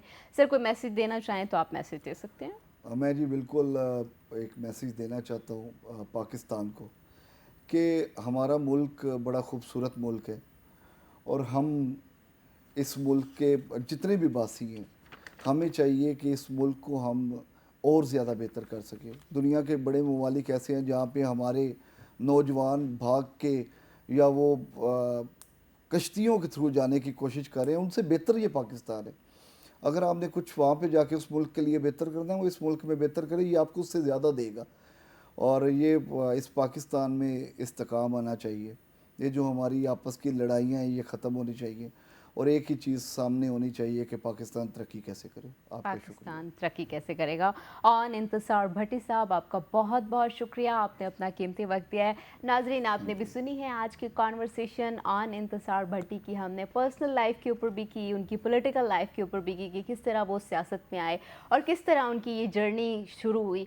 अभी तक के लिए इतना ही। अभी हम जाते हैं ब्रेक पे, ब्रेक से वापस आएंगे तो नए मेहमान का आपसे तारुफ करवाएंगे। हमारे साथ रहिएगा। नाजरीन, इससे पहले हम सियासत के ऊपर बात कर रहे थे, अभी थोड़ी सी बात करते हैं हेयर स्टाइल के ऊपर। अक्सर लोग डिफरेंट तरह के हेयर स्टाइल बनाते हैं और पसंद भी करते हैं कि इस तरह का हेयर स्टाइल मुझ पे सूट करेगा, इस तरह का हेयर स्टाइल मुझ पे सूट नहीं करेगा। लेकिन स्टाइल वो जो मन को भाए। अक्सर हम देखते हैं कि लोग कहते हैं ये वाला बना लो, लेकिन वो खुद को अच्छा नहीं लग रहा होता। लेकिन जो खुद को अच्छा लगता है, जो मन को भाता है, वही हेयर स्टाइल अच्छा लगता है। लेकिन सवाल ये है कि वो कौन बनाएगा, वो कौन बनाएगा, इसका जवाब आज हमारे पास है कि कौन बनाएगा। और दूसरा ये कि अक्सर हम देखते हैं कि पाकिस्तानी क्रिकेटर्स बड़े प्यारे प्यारे हेयर स्टाइल में सामने आ रहे होते हैं। जब वो बैटिंग कर रहे होते हैं तब भी बड़े डिफरेंट हेयर स्टाइल उन्होंने बनाए हुए होते हैं। और उसके बाद जब वो प्रेस कॉन्फ्रेंस में या डिफरेंट जगहों पे आते हैं तो उनकी हेयर स्टाइल तब भी बड़े अच्छे लग रहे होते हैं। और इंसान के माइंड में सवाल ये आता है कि इनकी हेयर स्टाइल कौन बनाता है, ये खुद बनाते हैं या इसके पीछे कोई हेयर स्टाइलिस्ट है, कौन नहीं है। उसका जवाब हमें मिल गया कि उनके पीछे कौन है। उनके पीछे बॉबी हैं और बॉबी आज हमारे साथ स्टूडियो में मौजूद हैं। बॉबी ने बड़े बड़े क्रिकेटर्स, बाबर आजम, शहीन शाह और बहुत बड़े बड़े जो हैं उनके रिजवान, उनके हेयर स्टाइल बनाए और लोगों ने खूब पसंद भी किए। लोग उनको कॉपी भी करते हैं और जाहिर सी बात है जब क्रिकेटर्स अच्छे अच्छे हेयर स्टाइल, एक किस्म के वो लोग रोल मॉडल बनाना शुरू कर देते हैं कि इस तरह का हेयर स्टाइल है तो हम इस तरह का काट लेंगे। और अपने अपने स्टाइलिस्ट जो होते हैं, बार्बर जो होते हैं, उनको जाके बताते हैं कि ऐसा बना के दें, ऐसा बना के ना दें। कौन सा क्रिकेटर है जो बॉबी की कुर्सी पर नहीं बैठा? बड़े से बड़ा क्रिकेटर बॉबी की कुर्सी पर बैठा है और उसने खूबसूरत खूबसूरत हेयर स्टाइल उनको दिए हैं और लोगों ने कॉपी भी किए हैं। बॉबी आज हमारे साथ मौजूद हैं। बॉबी, आपको वेलकम करते हैं। थैंक यू जी, कैसे शुक्रिया। हैं बॉबी? ठीक ठाक, बहुत अच्छे। आप ठीक हैं जी? मैं बिल्कुल ठीक हूँ। अच्छा बॉबी, आप अपना सुबह सुबह का आगाज़ किस तरह से करते हो? सुबह जब मॉर्निंग होती है हम्म। तो दुआ करते हैं अल्लाह ताला से, खुदा से, तो फिर अपनी मॉर्निंग का आगाज़ करते हैं। हम्म।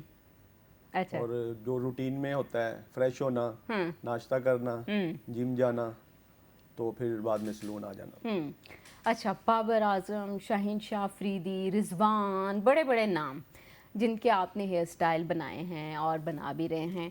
तो सबसे पहले तो ये बताएं, बाबर आजम की पूरा पाकिस्तान क्या दुनिया फ़ैन है। बाबर आजम के साथ आपकी मुलाकात हुई भी है और मुलाकात कैसी रही थी आपकी बाबर आजम के साथ?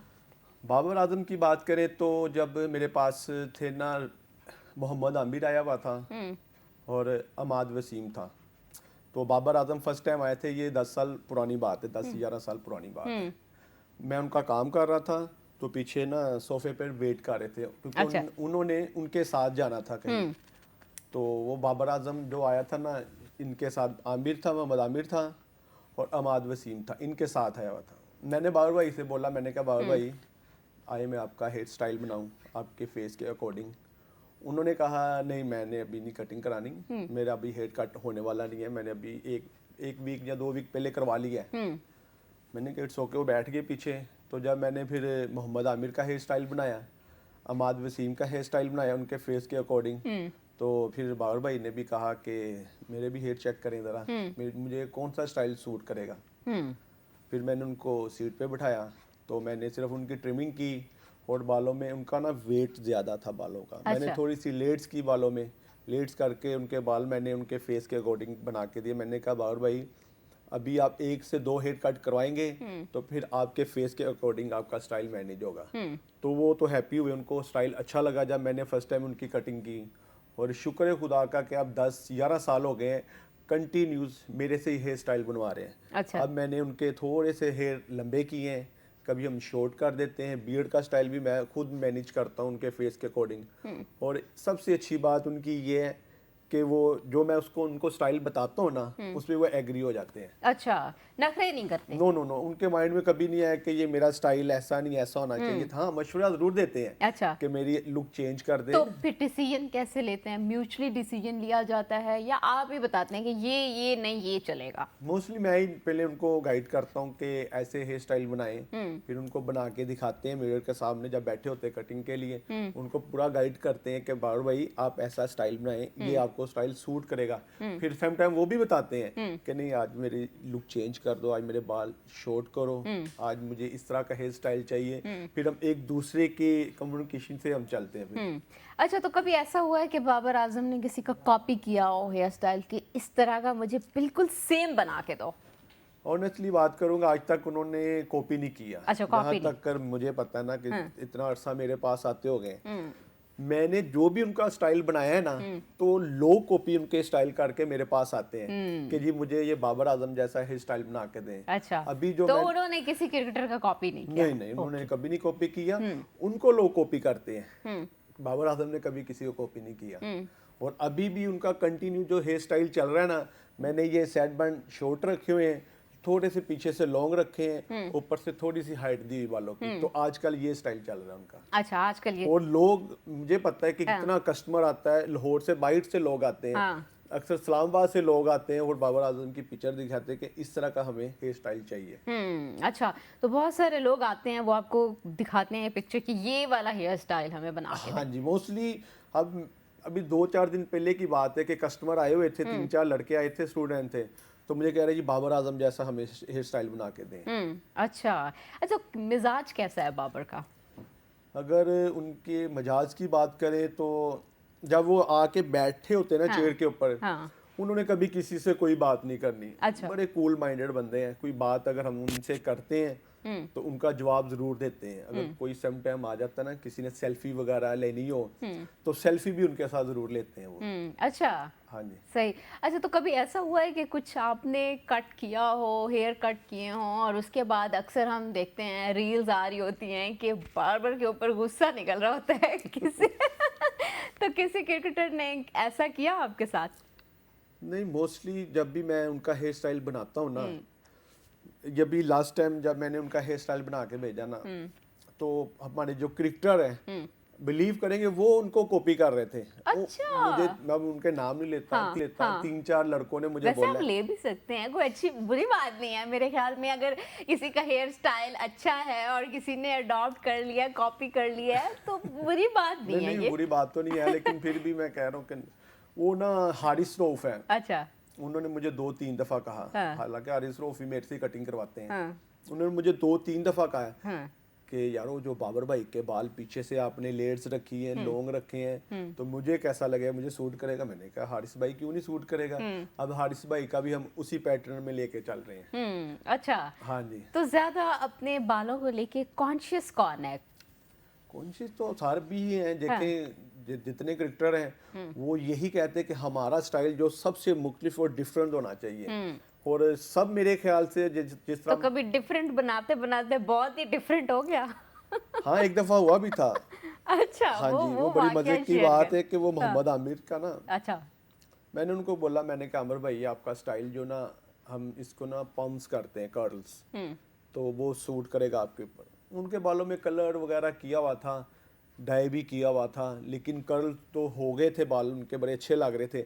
लेकिन जिस तरह का हमारा माइंड था ना कि उनको इतना अच्छा लगे, उतना अच्छा नहीं लगा था। लेकिन वो डिसहार्ट नहीं हुए थे। अच्छा। हाँ जी, वो खुश थे। फिर भी उन्होंने मुझे बड़ी अच्छी उनकी आदत लगी थी। अच्छा, उन्होंने कुछ कहा नहीं, उन्होंने कहा ठीक है? मेरे माइंड में आया था, मैंने कहा हो सकता है कि मैं मोहम्मद आमिर की बात करूं, और सबसे पहले जो मेरे पास क्रिकेटरों में आए वो मोहम्मद आमिर थे। अच्छा, सबसे पहले मोहम्मद आमिर आए। आमिर थे। ओके। अच्छा। उनको कम से कम मेरे ख्याल से कोई 14-15 साल हो चुके हैं मेरे से हेयर कट कराते। जितनी हेयर स्टाइलिंग, जितने हेयर स्टाइल मैंने आमिर भाई के बनाए ना, इतने किसी क्रिकेटर के नहीं बनाए। हेयर कलर की है, लो लाइट्स की है, स्टिक्स की है, डाई की है, और मुख्तलिफ लॉन्ग बाल रखे हैं, कैरोटीन उनकी की है, रिबॉन्डिंग की है। अच्छा। हाँ जी। और उनके जो बाल है ना और बड़े मजे के और थिक बाल हैं, और जिस तरह का हम स्टाइल, हम बार्बर को पता क्या होता है कि कुछ बाल इस तरह के हों कि उसकी कटिंग करे और ब्लो ड्राई भी ना करना पड़े, और स्टाइल खुद ब खुद ही निकले कटिंग के साथ। अच्छा। उनके बाल खुद ब खुद ही मैनेज हो जाते हैं, और वो सबसे ज्यादा स्टाइल मैंने मोहम्मद आमिर के बनाए। कहने का मतलब जो बात कर रहे थे कि उनके बाल ना हमने कर्ल्स किए, पम्स किए, लेकिन वो इतने सूट नहीं किए थे।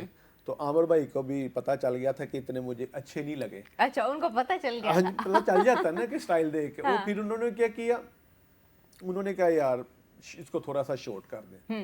लेकिन मेरी लाइफ में वो एक्सपीरियंस था, जितने भी मैं क्रिकेटर का काम कर रहा हूँ ना, फर्स्ट टाइम हुआ था कि मुझे वो स्टाइल पसंद नहीं आया। अच्छा, वो आपको पसंद नहीं आया था, लेकिन लोगों ने उसको भी कॉपी किया था।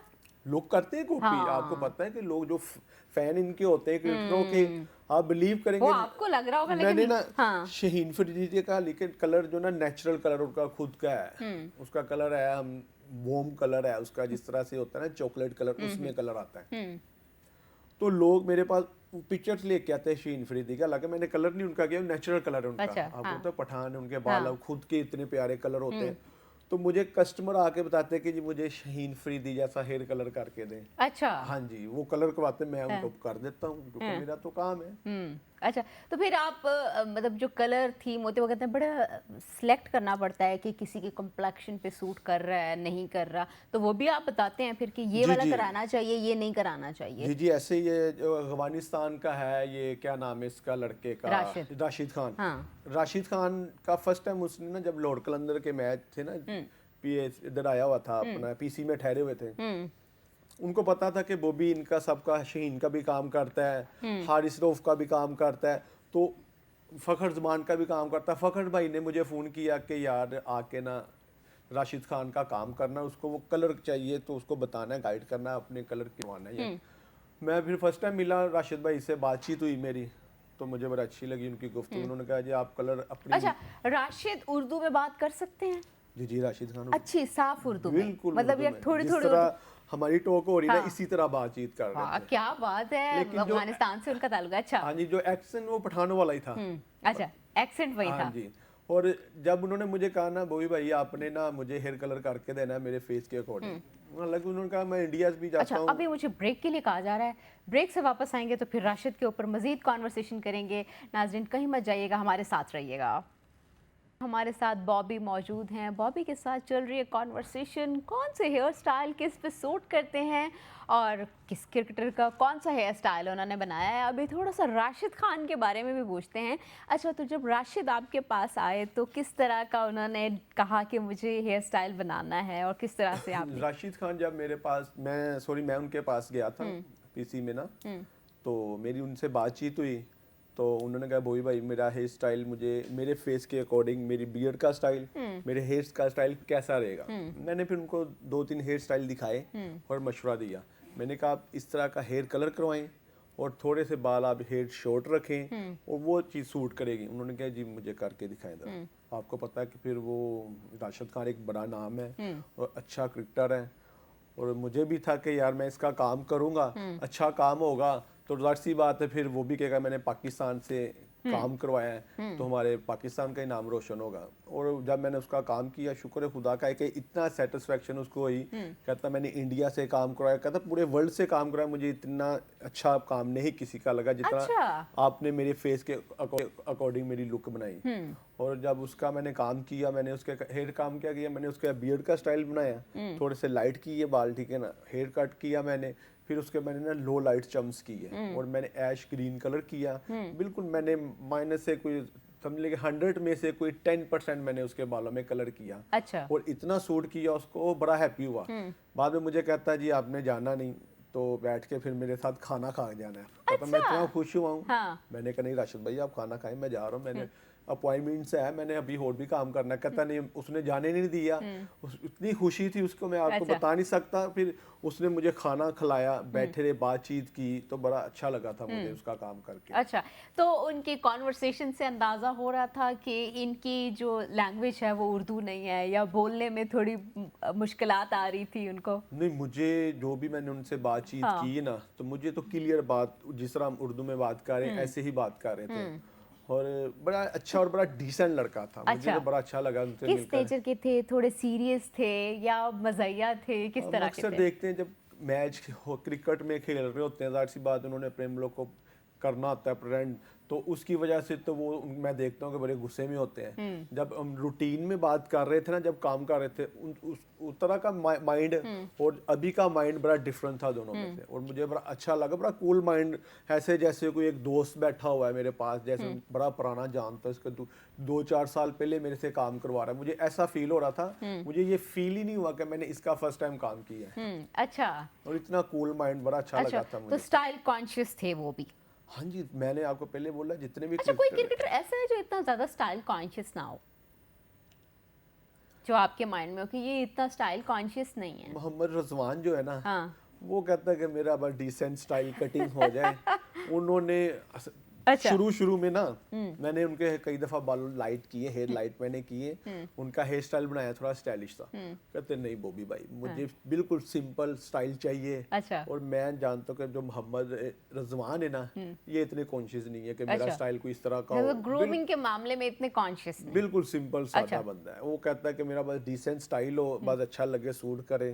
और आपको पता है कि वो बड़ा गुड मैन है, बड़ा अच्छा इंसान है। अच्छा, कोई ऐसा क्रिकेटर है जिसका हेयर स्टाइल बनाते हुए आप डरते हो? आप कहते हो कि इसके ऊपर तो मेरा इम्तिहान शुरू हो गया है? नहीं, मेरे ख्याल से मेरा इतना एक्सपीरियंस है, मुझे आज तक फील नहीं हुआ। हाँ। लेकिन हारिस रऊफ का मजा आता है काम करने का। अच्छा, हारिस रऊफ का वो किस तरह से मजा आता है? हारिस हारिस काफी रऊफ ने फनी है? मुझे ना, हाँ जी हाँ जी, उन्होंने साथ बातें शातें करनी होती कि मेरा स्टाइल ऐसा नहीं, ऐसा होना चाहिए, बियर्ड का स्टाइल ऐसे बनाओ, मेरी जो ये है सैड बन जो है कलम, इसका स्टाइल ऐसे होना चाहिए। वो थोड़ा डिफरेंट स्टाइल बनाता है, और मैं थोड़ा कॉन्शियस होता हूँ कि इसका काम मैंने बड़ा तसल्ली से करना है बंदे का। अच्छा, आप तसल्ली से टाइम लेके उनका और काम? बड़ा अच्छा, वो भी बड़ा अच्छा इंसान है हारिस। अक्सर जब भी इधर लाहौर में ठहरा होता है ना, जब उसने काम करवा लेना ना, तो उसने मुझे बाद में पता क्या कहना है, वो भी यार सुबह जाना है नाश्ता करने। मैं उसे फोन करता हूँ, हाँ। पिक करता हूँ, फिर हम लोगों ने नाश्ता करना है, अच्छा। तो फिर उसको मैं उधर छोड़ देता हूँ। वो बड़ा अच्छा बंदा है हारिस। अच्छा।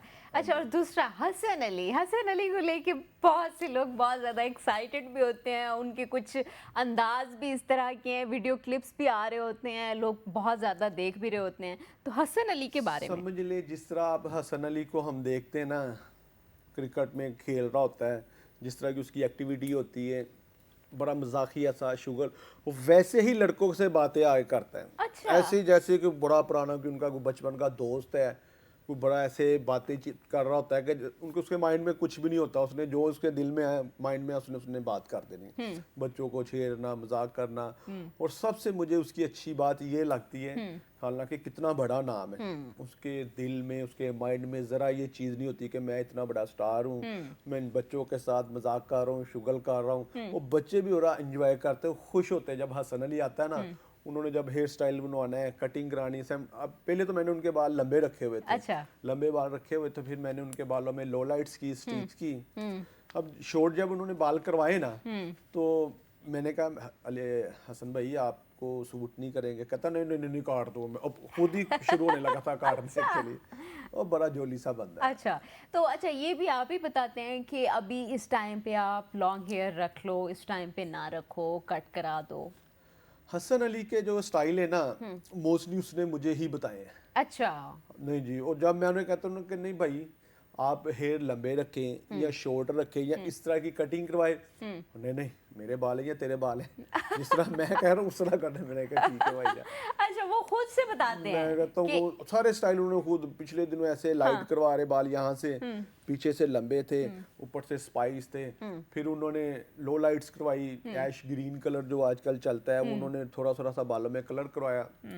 लास्ट टाइम फिर उन्होंने 3-4 दफा तो उन्होंने कलर करवाया, 2 दफा बाल लंबे रखे हैं, 2 दफा उन्होंने बाल शॉर्ट करवाए हैं, अभी भी शॉर्ट हेयर हैं उनके। अच्छा, तो वो कभी ऐसा हुआ है कि आपने किसी क्रिकेटर ने कहा हो कि मेरे बाल इस तरह से रख लो, लंबे रख लो या कट कर दो, और आपको लगा हो कि इनके फेस पे सूट नहीं करेंगे, तो आप डर रहे हो बताने से, और फिर किस तरह से कन्वे किया था, और वो कौन से क्रिकेटर थे?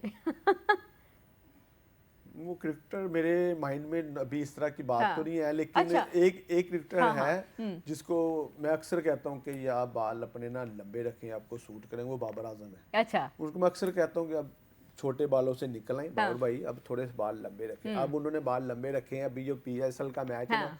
तब से लेके अब तक उनके हेयर लंबे रख रहे हैं और उनको सूट कर रहे हैं, अच्छे लग रहे हैं बाल। और ऐसा कोई क्रिकेटर नहीं कि जिसने मुझे कहा हो कि मेरे बाल लंबे रखो तो हाँ। उसको सूट ना किए हो। अच्छा। नहीं, इस तरह का कोई नहीं है। ओके। अच्छा, सबसे ज्यादा टाइम कौन लेता है?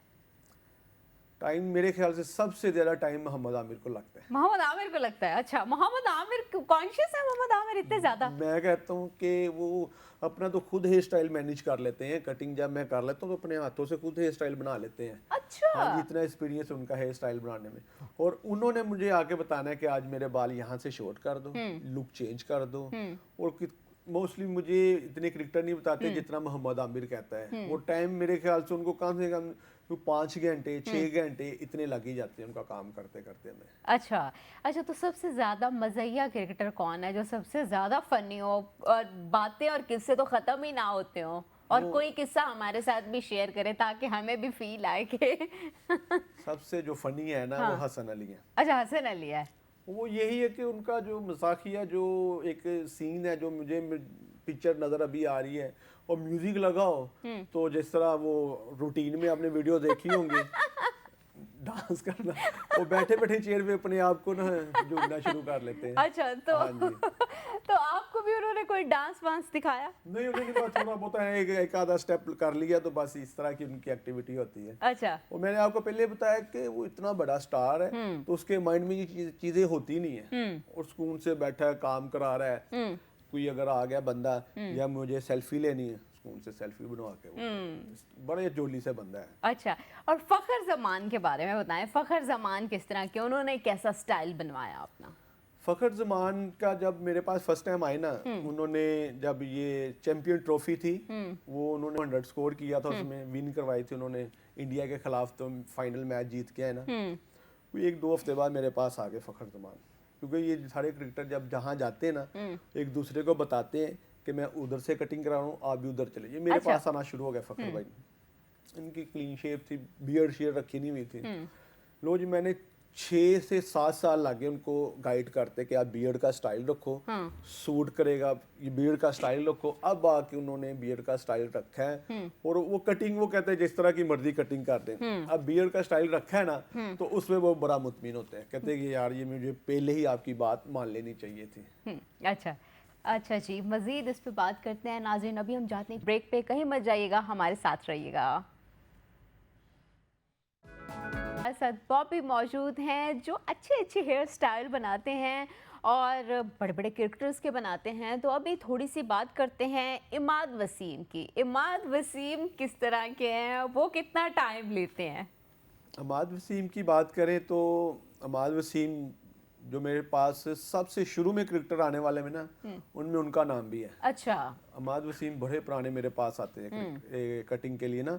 ये मोहम्मद आमिर और अमाद वसीम इकट्ठे ही आते थे। अच्छा, इनकी दोस्ती थी? हाँ जी। और इमाद वसीम की बात करें तो मैंने इनके पहले बाल रखे हुए थे बिल्कुल शॉर्ट, साइडों से बिल्कुल मशीन, ऊपर से फ्लिक रखा हुआ था। अच्छा। इनके अमाद वसीम की भी एक दफ़ा मैंने ना ब्रीक से ना बेबी लो लाइट्स किए हुए हैं स्टिक्स में ना।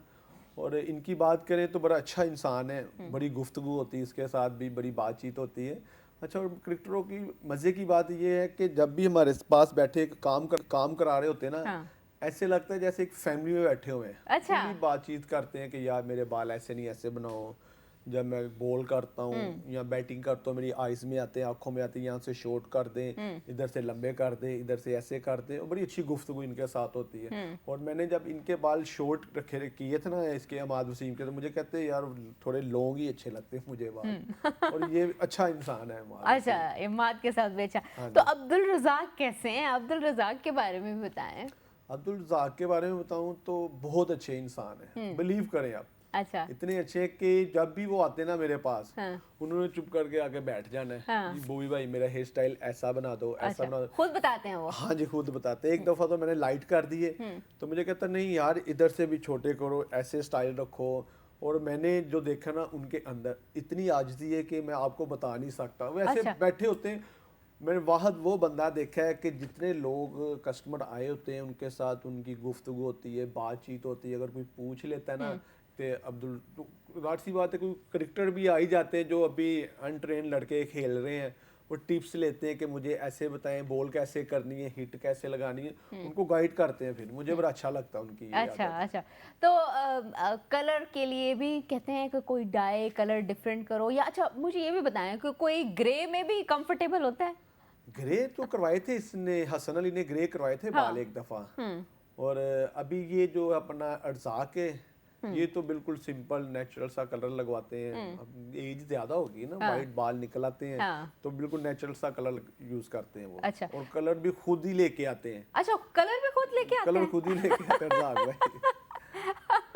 अच्छा, तो कलर आपने बताया भाई, या वो खुद ही कहते हैं कि नहीं वो यही सूट खुद ही मेरे पे यही किसी कर? का उन्होंने ना किसी कलर का ना ब्रांड एम्बेसडर भी है ना उस कलर अच्छा के। अच्छा अच्छा। फिर जब वो कलर लेके आते हैं हमारे पास तो फिर हमें बताते भी हैं हाँ। इसको कलर को बनाना कैसे है, ओह। लगाना कैसे है। अच्छा। मैं बड़ा खुश होता हूँ इनकी बातें सुन के कि अच्छा, दूसरा, शाहीन शाह अफरीदी का तो नेचुरली बड़ा प्यारा कलर है, मेरे ख्याल में वो तो बहुत लोग कॉपी भी करते होंगे, लेकिन उनकी स्किन पे सबसे ज़्यादा अच्छा लगता है। तो शाहीन कैसे हैं? उनको तो मेरे ख्याल में बहुत ज़्यादा बॉयज़ और मेरे ख्याल में छोटे छोटे बच्चे भी उनके बड़े फ़ैन हैं। आप बिलीव करेंगे कि जब मेरे पास शाहीन फरीदी फर्स्ट टाइम आए ना काम कराने के लिए, बाल उनके बिल्कुल कर्लिंग और बिल्कुल ऐसे बाल थे कि अच्छा, जैसे कर्ली है ना? बहुत कर्लिंग बाल थे, ओके। नेचुरल कर्ल था उनकी, कैरोटीन वगैरह की, उनके बाल बिल्कुल नेचुरल सिल्की की है। अब उनका जो कलर निकलता है ना बालों में वो बड़ा अच्छा लगता है। और मेरे पास जब कस्टमर आते हैं ना उनकी पिक्चर लेके कि हमें इस तरह का कलर करके दें, देखे जो एक चीज नेचुरल है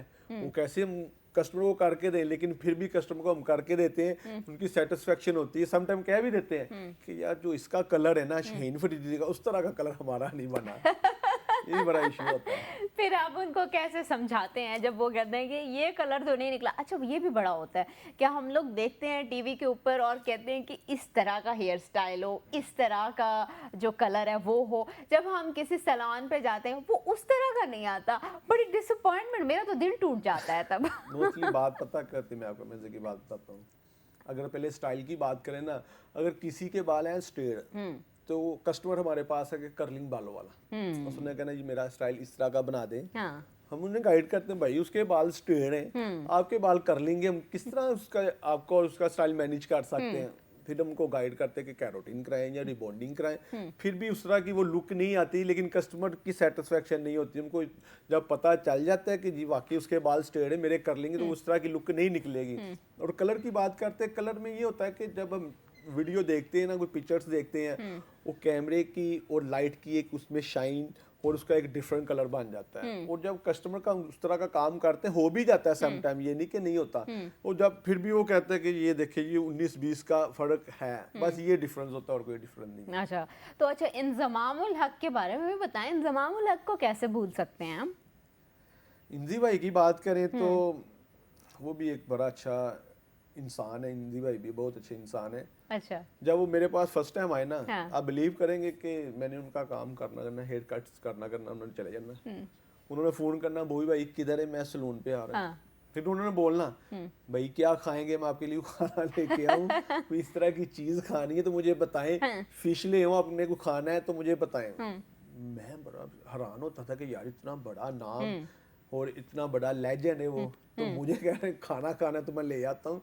कहने का मतलब कि इनके साथ इस तरह का हमारा एक रिलेशन है कि जिस तरह कोई फैमिली रिलेशन होता है। हाँ। और आप बिलीव करेंगे, ऑनेस्टली बात है, मैं ना जब लॉकडाउन था ना जिन दिनों में, इसने मुझे फोन किया वो भी भाई मेरे घर आके ना, तो आपको पता है लॉकडाउन में सब कुछ बंद था, हम कहीं आ जा नहीं सकते, तो उसने मुझे घर बुला लिया अपना हेयर कट्स के लिए। मैं चला गया और उसने मेरी इतनी मेहमान नवाजी की मैं आपको बता नहीं सकता। अच्छा। हाँ जी, मैं कटिंग करने के लिए गया। हाँ। तो ऐसे मुझे फील हो जैसे मैं किसी के घर मेहमान चला गया। खाना शाना खिलाया उसने, अच्छा पानी शानी पूछा, जूस वगैरह हाँ। पिलाए, खाना बैठ के खाया हम लोगों ने, तो मुझे बड़ा अच्छा लगा। और क्या मैं आपको बताना चाह रहा हूँ कि इतने अच्छे इंसान हैं निधि भाई। क्या बात है, क्या बात है।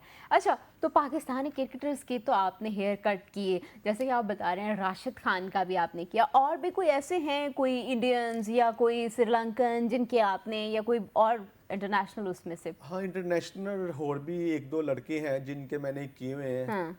ये इसका जिम्बाब्वे का जो कैप्टन है, अच्छा अब मेरे कई कई क्रिकेटरों के मेरे जहन में नाम भी नहीं आते, मेरे अच्छा। ख्याल से उसका नाम है जो उनका कैप्टन है हाँ सिकंदर रजा। अच्छा सिकंदर। सिकंदर रजा का भी मैंने हेयर स्टाइल बनाया हुआ है, और भी एक दो क्रिकेटरों के बनाए हुए, लेकिन मुझे समटाइम नाम माइंड अच्छा से निकल जाते हैं, नाम नहीं याद रहते। नहीं याद। अच्छा और भी किए तो उन्होंने, सिकंदर ने कैसा फीडबैक दिया जब उनका किया? उनसे पूछ के किया था या आपने खुद से उनको मैंने सजेस्ट किया था कि ये वाला सूट सिकंदर करें? रजा को तो मैंने खुद बताया, मैंने कहा आपके हेयर स्टाइल ऐसे नहीं ऐसे रखना। ये जब आते हैं ना, ये PSL मैच होते हैं, हाँ। मुख्तलिफ अब मुल्कों से हाँ क्रिकेटर आए होते क्रिकेटर्स आते हैं, हैं। तो मैंने जब उसका हेयर स्टाइल बनाया ना, तो बड़ा हैप्पी हुआ। अच्छा फिर कहता है यार अभी रुक, हाँ। मेरा बेटा आ रहा, उसकी भी हेयर कटिंग करनी। उसने अपने बेटे को भेजा, फिर उसका भी हेयर स्टाइल बनाया था। अच्छा उसका भी आपने खुद से बनाया था या खुद से उन्होंने बताया मैं था? मोस्टली, मेरी शुरू से एक आदत है, मेरे पास इंटरनेशनल क्रिकेटर आ जाए, अपने क्रिकेटर आ जाए, या वैसे कोई कस्टमर आ जाए, मैंने खुद उनको मशवरा देना होता है, आप इस तरह का हेयर स्टाइल बनाए तो सूट करेगा। अच्छा बहुत सारे होते हैं ना, वो कहते हैं नहीं हमारी मर्जी पे ही चलें, हमने जो कह दिया वही नहीं करें। नहीं हाँ, मर्जी तो देखें, एक कस्टमर की तो मर्जी से ही चलना होता हाँ। है। जब मर्जी ना करें, कस्टमर की बात नहीं मानेंगे, तो जाहिर सी बात डिसाइड होगा, वो नाराज होकर चला जाएगा। हमने उनकी भी मर्जी को लेके चलना है और अपनी मर्जी को भी बीच में शामिल करना होता है। हाँ अच्छा सबसे ज्यादा डिमांडिंग क्रिकेटर कौन सा है? डिमांडेड हारिस रऊफ है। अच्छा हारिस रऊफ है। वो वाह उन्हें जब भी है ना, भाई मैं आ गया, बस मेरा काम कर दो, जल्दी जल्दी काम कर दो मेरा। अच्छा उनको जल्दी होती है। हाँ जी। अच्छा तो दूसरा ये भी बताएं कि सबसे ज्यादा नखरीले कौन से हैं? नखरीले मेरे ख्याल से शाहीन अफरीदी है। अच्छा शाहीन अफरीदी नखरीले हैं? लेट हो जाए बंदा, तो वो कहते हैं कि यार इतना टाइम लगा दिया है, जल्दी आना था। इस तरह की अक्सर बातें करते हुए। अच्छा तो सबसे ज्यादा, सब क्रिकेटर्स में से सबसे ज्यादा स्टाइल कॉन्शियस जो सबसे ज्यादा हो कि ये तो कॉम्प्रोमाइज थोड़ा सा भी नहीं करेंगे, वो मोहम्मद आमिर है। मोहम्मद आमिर हैं? अच्छा इसीलिए उनके आप कह रहे थे टाइम भी ज्यादा लगता बड़ा 5-6 घंटे लगते हैं, और वो स्टाइल वो मैनेज भी करना जानते हैं। जिस तरह का कोई इवेंट्स हो ना, उन्होंने उस तरह की ही लुक अपनी बनवानी होती है। जिस तरह PSL के मैच आ गए, या उन्होंने बाहर खेलने जाना है, फिर उन्होंने बताना है कि मैं अभी यूरोप में जा रहा हूँ या बाहर किसी कंट्री में खेलने के जा रहा हूँ, मेरा उस तरह की लुक बना दे। PSL आया तो उन्होंने कहना जी मेरी इस तरह की लुक बना दे। हम मोहम्मद आमिर की तो हम एक 2 माह पहले लुक बनाना शुरू कर देते हैं कि अभी ऐसी लुक बनाएंगे, तो 2 माह बाद आपका लुक प्रॉपर बनेगा फेस के अकॉर्डिंग। अच्छा तो ऐसा कभी कोई फनी कोई मज़ाहिया वाकया हुआ है आपका और क्रिकेटर्स का? फनी तो एक दफ़ा सिर्फ जब ये हम हारिस रऊफ के साथ गए थे ना शूट्स के लिए, तो आपको पता है जब उसका ना शूट था, किसी बैंक का कोई शूट था, हम उधर चले गए और मैंने ना उनके स्पाइक्स बिल्कुल खड़े कर दिए। उनको नहीं पता था ना, उनके सामने कोई मिरर था। जब उन्होंने देखा ना पीछे, वो कहता ये क्या कर दे, इनको बैठा नीचे ये था थोड़ा सा फनी था। अच्छा जी अभी फिर इनकी जर्नी पे भी बात करेंगे, लेकिन उससे पहले हम जाएंगे एक छोटी सी ब्रेक पे। कहीं मत जाइएगा, हमारे साथ रहिएगा। हमारे साथ बॉबी मौजूद हैं, उनके साथ हमारी चल रही है कॉन्वर्सेशन। अच्छा बॉबी आपका बचपन कैसा गुजरा है? मेरा बड़ा अच्छा बचपन गुजरा है जी। अच्छा और मैंने जिस तरह का बचपन होना चाहिए ना, उस तरह का गुजरा है मेरा। अच्छा जिस तरह से लोग सोचते हैं। मैंने क्रिकेट बहुत खेला है बचपन में। अच्छा। मैंने जिम की है, और ये खुदा का शुक्र है कि मैंने कोई इस तरह के काम नहीं किए जिससे कोई माँ बाप नाराज़ हो, या उनको मेरी तरफ से या किसी रिश्तेदार की तरफ से कोई ऐसा बैड इंप्रेशन पड़ता हो कि आपका बेटा अच्छा नहीं है। अच्छा तो बचपन आपका अच्छा गुजरा हाँ है। जी। अच्छा तो बचपन में कैसे तालिब इल्म थे, स्टूडेंट कैसे थे आप? स्टूडेंट मैंने सिर्फ मैट्रिक की है, ठीक है ना। मैट्रिक के आगे मैं नहीं पढ़ सका। उसकी रीज़न ये थी कि जब भी मैं ना, मुझे शौक पता क्या था बचपन में, मुझे शौक था फैशन शो में बड़े देखता था। अच्छा मुझे हेयर स्टाइल बनने का शौक था। मैंने ये मुझे गॉड गिफ्टेड है। अगर आप बात करें ना, तो जब मैं अपनी फील्ड में अपने बॉस के पास या किसी से क्लासे लेने नहीं भी गया, तब भी मेरे माइंड में ये हेयर स्टाइल चलते थे कि हेयर स्टाइल ऐसा होना चाहिए, हमारे बाल इस तरह के होने चाहिए, ये बालों में लगाएं तो बाल अच्छे होते हैं, इन चीज़ों से केयर करनी चाहिए, इन केमिकल से केयर करनी चाहिए, ये बालों में चीज़ें लगाएं तो बालों की ग्रोथ अच्छी होती है। बचपन से ये चीज़ें मेरे माइंड में होती थी। जब मैंने फैशन शो देखने करने, तो लड़कों ने ऐसे स्टाइल बनाए, उन्हें खड़े स्पाइक्स, तब किसी के स्पाइक्स हम बना देते थे ना बाल। जब मैं फील्ड में आया तो जब वो बाहर निकलते थे लोग उनको मजाक करते थे कि यार ये किस तरह का स्टाइल इसने बना लिया है। अच्छा। हाँ जी, एक जैजी भी था इंडियन जो हाँ। सिंगर था, हाँ। उसने रखे होते थे स्पाइक्स, ऐसे बाल रखे होते थे स्पाइक्स, तो मैं उसको देख के बड़ा मुतमिन होता था कि यार इसका कितना अच्छा स्टाइल और डिफरेंट स्टाइल है। अच्छा, और शुरू से ही आपको फील जी होता जी था? जी जी जी ओके, मैं अच्छा। मैं अपनी हेयर कटिंग भी जब करवाता था ना शुरू में, तो एक आमिर खान की मूवी आई थी दिल चाहता है। अच्छा। हाँ जी, उसने ऐसे इधर एक रखा हुआ था, हाँ। तो स्पाइक्स उसने ऐसे रखे हुए बाल मुझे बड़े अच्छे लगने। तो अच्छा। मैं इस फील्ड में भी नहीं था तब, ये तब की बात है। मैं अपने हेयर स्टाइलिश के बाद चला गया, मैंने कहा मुझे ऐसे ऐसे स्पाइक्स कर दो, तो ये स्टाइल रख दे मेरा बियर्ड का ना ऐसे। जब मैं आया तो लड़कों ने बड़ा मेरा मजाक उड़ाया कि यार ये क्या स्टाइल रख लिया आपने। अच्छा। हाँ जी, मेरा शुरू से माइंड में ये होता था कोई डिफरेंट चीज होनी चाहिए। अच्छा, आप बचपन से ही? बचपन से ऐसे मुझे ये गॉड गिफ्टेड था। अच्छा। फिर मैंने क्या किया कि मैं अपने एक दफ़ा मुझे मौका मिला, एक हेयर स्टाइलिश के पास मैं बैठा हुआ था, मेरे उस्ताद है उस्ताद प्रिंस गुलबर्ग में, उनके पास मैं बैठा हुआ था, कोई दोस्त लेके चला गया, तो मुझे तो बड़ा अच्छा उनका सेटअप लगा, बड़ा अच्छा सलून लगा। मैंने उनसे कह ही दिया, मैंने कहा जी सर मैं आपसे काम सीखना चाहता हूँ। अच्छा, आपने कह ही दिया? हाँ जी, तो मैं हालांकि मैं पढ़ भी रहा था, मैंने अभी मैट्रिक के पेपर दिए हुए थे, तो मैंने उनसे कहा, मैंने कहा जी मैंने आपसे काम सीखना चाहता हूँ, तो मुझे आप काम सिखा देंगे? मैंने कहा जी आप आ जाना, आपको सिखा देंगे। कोई 2-3 रिक्वायरमेंट थी उनकी कि कोई हमारे पास ऐसा बंदा लेके आओ जो हमें जानता हो, आपको भी जानता हो, तो फिर उसके रेफरेंस से दे देंगे, कोई आईडी कार्ड अपने वाले साहब का आईडी कार्ड ले आओ तो आपको काम सिखा देंगे। मैंने ये सारी शर्तें उनकी पूरी की, तो मैं चला गया उनके पास काम करने के लिए। मेरे घर वालों को पता ही नहीं था कि मैं काम करने के लिए जा रहा। 2-3 दफ़ा मैं लेट गया घर। अब वो सलून कितने बजे बंद होता था? रात को 2 या 3 बजे। अच्छा। मैं लेट जब घर गया तो मेरे घर वालों ने पूछा, मेरे वाले साहब ने पूछा इतनी लेट कहाँ से आते हैं? मैंने कहा जी मैंने बता ही दिया जी मैं इस तरह हेयर स्टाइलिश बन रहा हूँ, तो मैं काम सीखने लिए जाता हूँ। उसने कहा कौन सा ऐसा सलून है? ये मैं आज से कोई 25 साल पुरानी बात कर रहा हूँ। मैंने कहा ऐसा कौन सा सलून है जो रात को 3 बजे बंद होता है, 2 बजे बंद होता है? फिर उन्होंने मेरे भाई को साथ भेजा, उन्होंने पता करा, उन्होंने कहा ठीक है जहाँ जा रहा है। फिर मैं इस फील्ड में आया। अच्छा। फिर मैंने अपने बॉस से काम कुम सीखा, फिर मैंने क्लासें ली, मैं फिर इटली चला गया। अच्छा। हाँ जी, फिर उधर से मैं 15 दिन की क्लासें लेके अच्छा। फिर मैंने अपने सलून बनाए। अभी शुक्र है खुदा का, मेरा एक गुलबर्ग में सलून है, एक डीएचए में, अच्छा। एक गढ़ी शो में। अच्छा, तो वालिदैन को बताया क्यों नहीं था कि मैं ये सीखना चाहता हूँ या मैं ये सीख रहा हूँ? नहीं, वो भी पढ़ रहा था एक्सेप्टेंस ना नहीं थी क्या? हाँ नहीं, मैं पढ़ रहा था ना, उन लोगों को पता था कि ये अभी पढ़ाई भी नहीं इसने पूरी की, तो ये कैसे एकदम छोड़ के काम सीख लेना शुरू कर देगा। बस मेरे माइंड में था। जब मैंने शुरू कर दिया फिर मैंने बताया, उन्होंने कहा अब क्या कह सकते हैं, अगर मैं शायद पहले बताता तो मुझे ना जाने देते। ना जाने देते। अच्छा, आपको पहले ही खतरा महसूस हो रहा था, आपने कहा मुझे यही तरीका है। हमारे खानदान में लेफ्ट राइट हमारे सर्कल में कोई ऐसा बंदा नहीं जो ये काम कर रहा हो। तब तो वो ये कहते थे कि नाइया को काम शुरू कर दिया करना। अब आके लोगों को तो पता चल रहा है कि अच्छा, क्या समझते हैं अभी एक्सेप्टेंस मिली है इसको? लोग इजीली समझ जाते हैं या अभी भी तनकीद करते हैं? कोई लोग कर भी देते, तनकीद कर देते हैं। अच्छा, अभी भी हाँ करते जी, अभी भी कई लोग जो चीज़ों को नहीं ना समझते वो कर देते हैं। और मैंने अब देखा कि आके इस फील्ड में अच्छे खासे लोग जो बरिस्टर लेवल के लोग वो काम कर रहे हैं। अभी अब देखो जो ये पीसी की जो ओनर है उसकी बेटी हशवानी का कितना नाम है पीसी का, उसकी जो बेटी हशवानी उसने अपना सलून बनाया डीएचए में। कि लोग करते हैं अभी करते ये। हैं। अच्छा, हाँ जी, पहले एक्सेप्टेंस नहीं थी? पहले नहीं था। अच्छा, पहले नहीं थी। पहले अभी भी कुछ एरियाज में ऐसा है? ऐसा होता क्या? है, कुछ लोग अभी भी इसको नहीं लाइक करते, लेकिन जो करते हैं वो अब हैप्पी है। अच्छा, तो कभी जब तनकीद हुई बुरा लगा? बुरा तो समटाइम लगता भी, बंदा डिसहार्ट भी होता है कि यार डिसहार्ट बस इस चीज से होते हैं कि यार इनको ये चीज का नहीं आइडिया है, तो ये बात किस तरह की कर रहे हैं। हाँ, ये तो चीज है। होती है। अच्छा, दूसरा ये भी बताएं कि जब आपने मैट्रिक किया, मैट्रिक के बाद आप एकदम से स्विच कर लिया कि आप हेयर स्टाइलिस्ट बन गए, हेयर कट करने लगे, तो ये लोगों ने कहा कि एजुकेशन क्यों छोड़ दी है, तालीम हासिल करनी चाहिए थी आपको? मेरे जो फैमिली के मोस्टली सारे लोग पढ़े लिखे हैं, उन्होंने यही मुझे कहा कि यार तू किस तरह ये दुकान डालेगा। उनके माइंड में यही था कि पता नहीं कोई एक दुकान बना लेगा। मेरे माइंड में ये था कि मैंने एक बड़ा सलून बनाना है, अच्छे लेवल का काम करना है।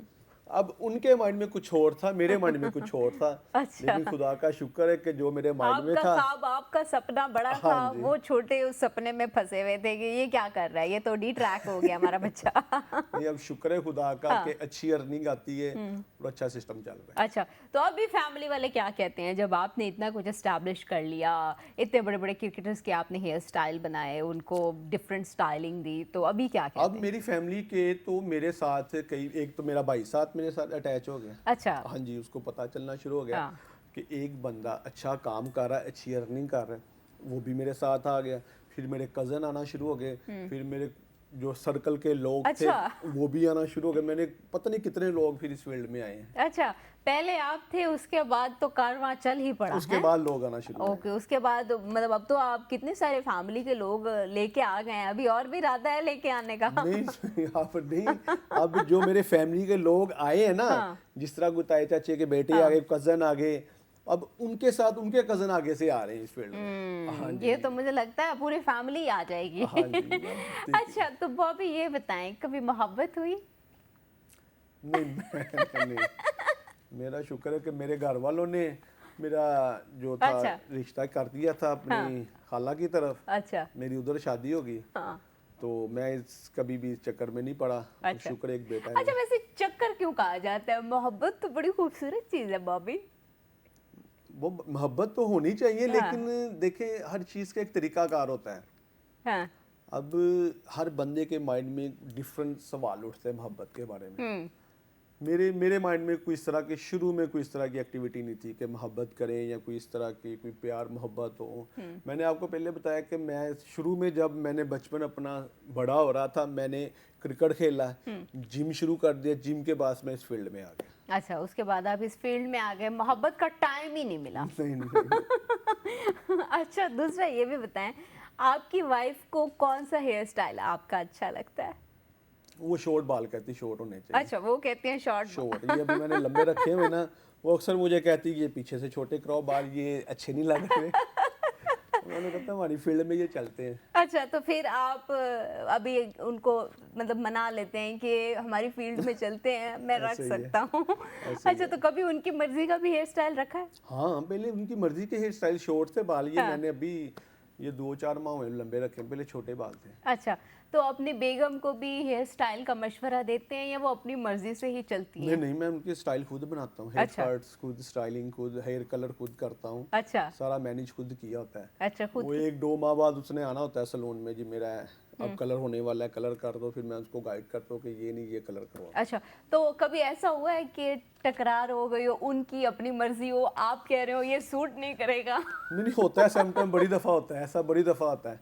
फिर मैं उनको कहता हूँ कि आप अपनी मर्जी से करवाए ना, अब मैं क्या कह सकता हूँ। अच्छा, फिर आपको ये फिक्र होती होगी कि अच्छी नहीं लगेंगी।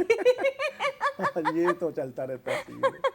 अच्छा, तो फिर कैसे, किसकी जीत होती है, आपकी या उनकी? मोस्टली वो फिर मुझे कहती है कि ठीक है, मुझे आपकी बात मान लेनी चाहिए थी कि अच्छा। ये बालों का कलर, समटाइम पता क्या होता है, हम कलर करते हैं ना, जो बालों में ना समटाइम ऑरेंज लुक आना शुरू हो जाती है। वो मुझे अक्सर कहे कि फिर ये ऑरेंज लुक आना शुरू हो गई। मैंने उनको बोला कि मैंने जब आपको बोला था कि ये कलर या ये शेड ना लें, ये 1 माह बाद इसने ऑरेंज लुक देना शुरू हो जाना है। और फिर वो मेरी बात को मानती कि मैं पहले ही आपकी बात मान लेती तो ठीक था। पहले ही आपकी बात मान लेती तो ठीक था। जाहिर सी बात है, हेयर स्टाइलिस्ट है या कोई भी स्टाइलिस्ट है तो उनकी बात को तो मेरे ख्याल में मान ही लेना चाहिए, क्योंकि वो आप ही की ग्रूमिंग के लिए कुछ ना कुछ कर रहे होते हैं। अच्छा जी बॉबी, आपका बहुत बहुत शुक्रिया, आपने अपना कीमती वक्त दिया। नाजरीन, आपने भी सुनी आज की कॉन्वर्सेशन के कौन सा क्रिकेटर कौन सा हेयर स्टाइल किस टाइम पे बनवाता है बॉबी से।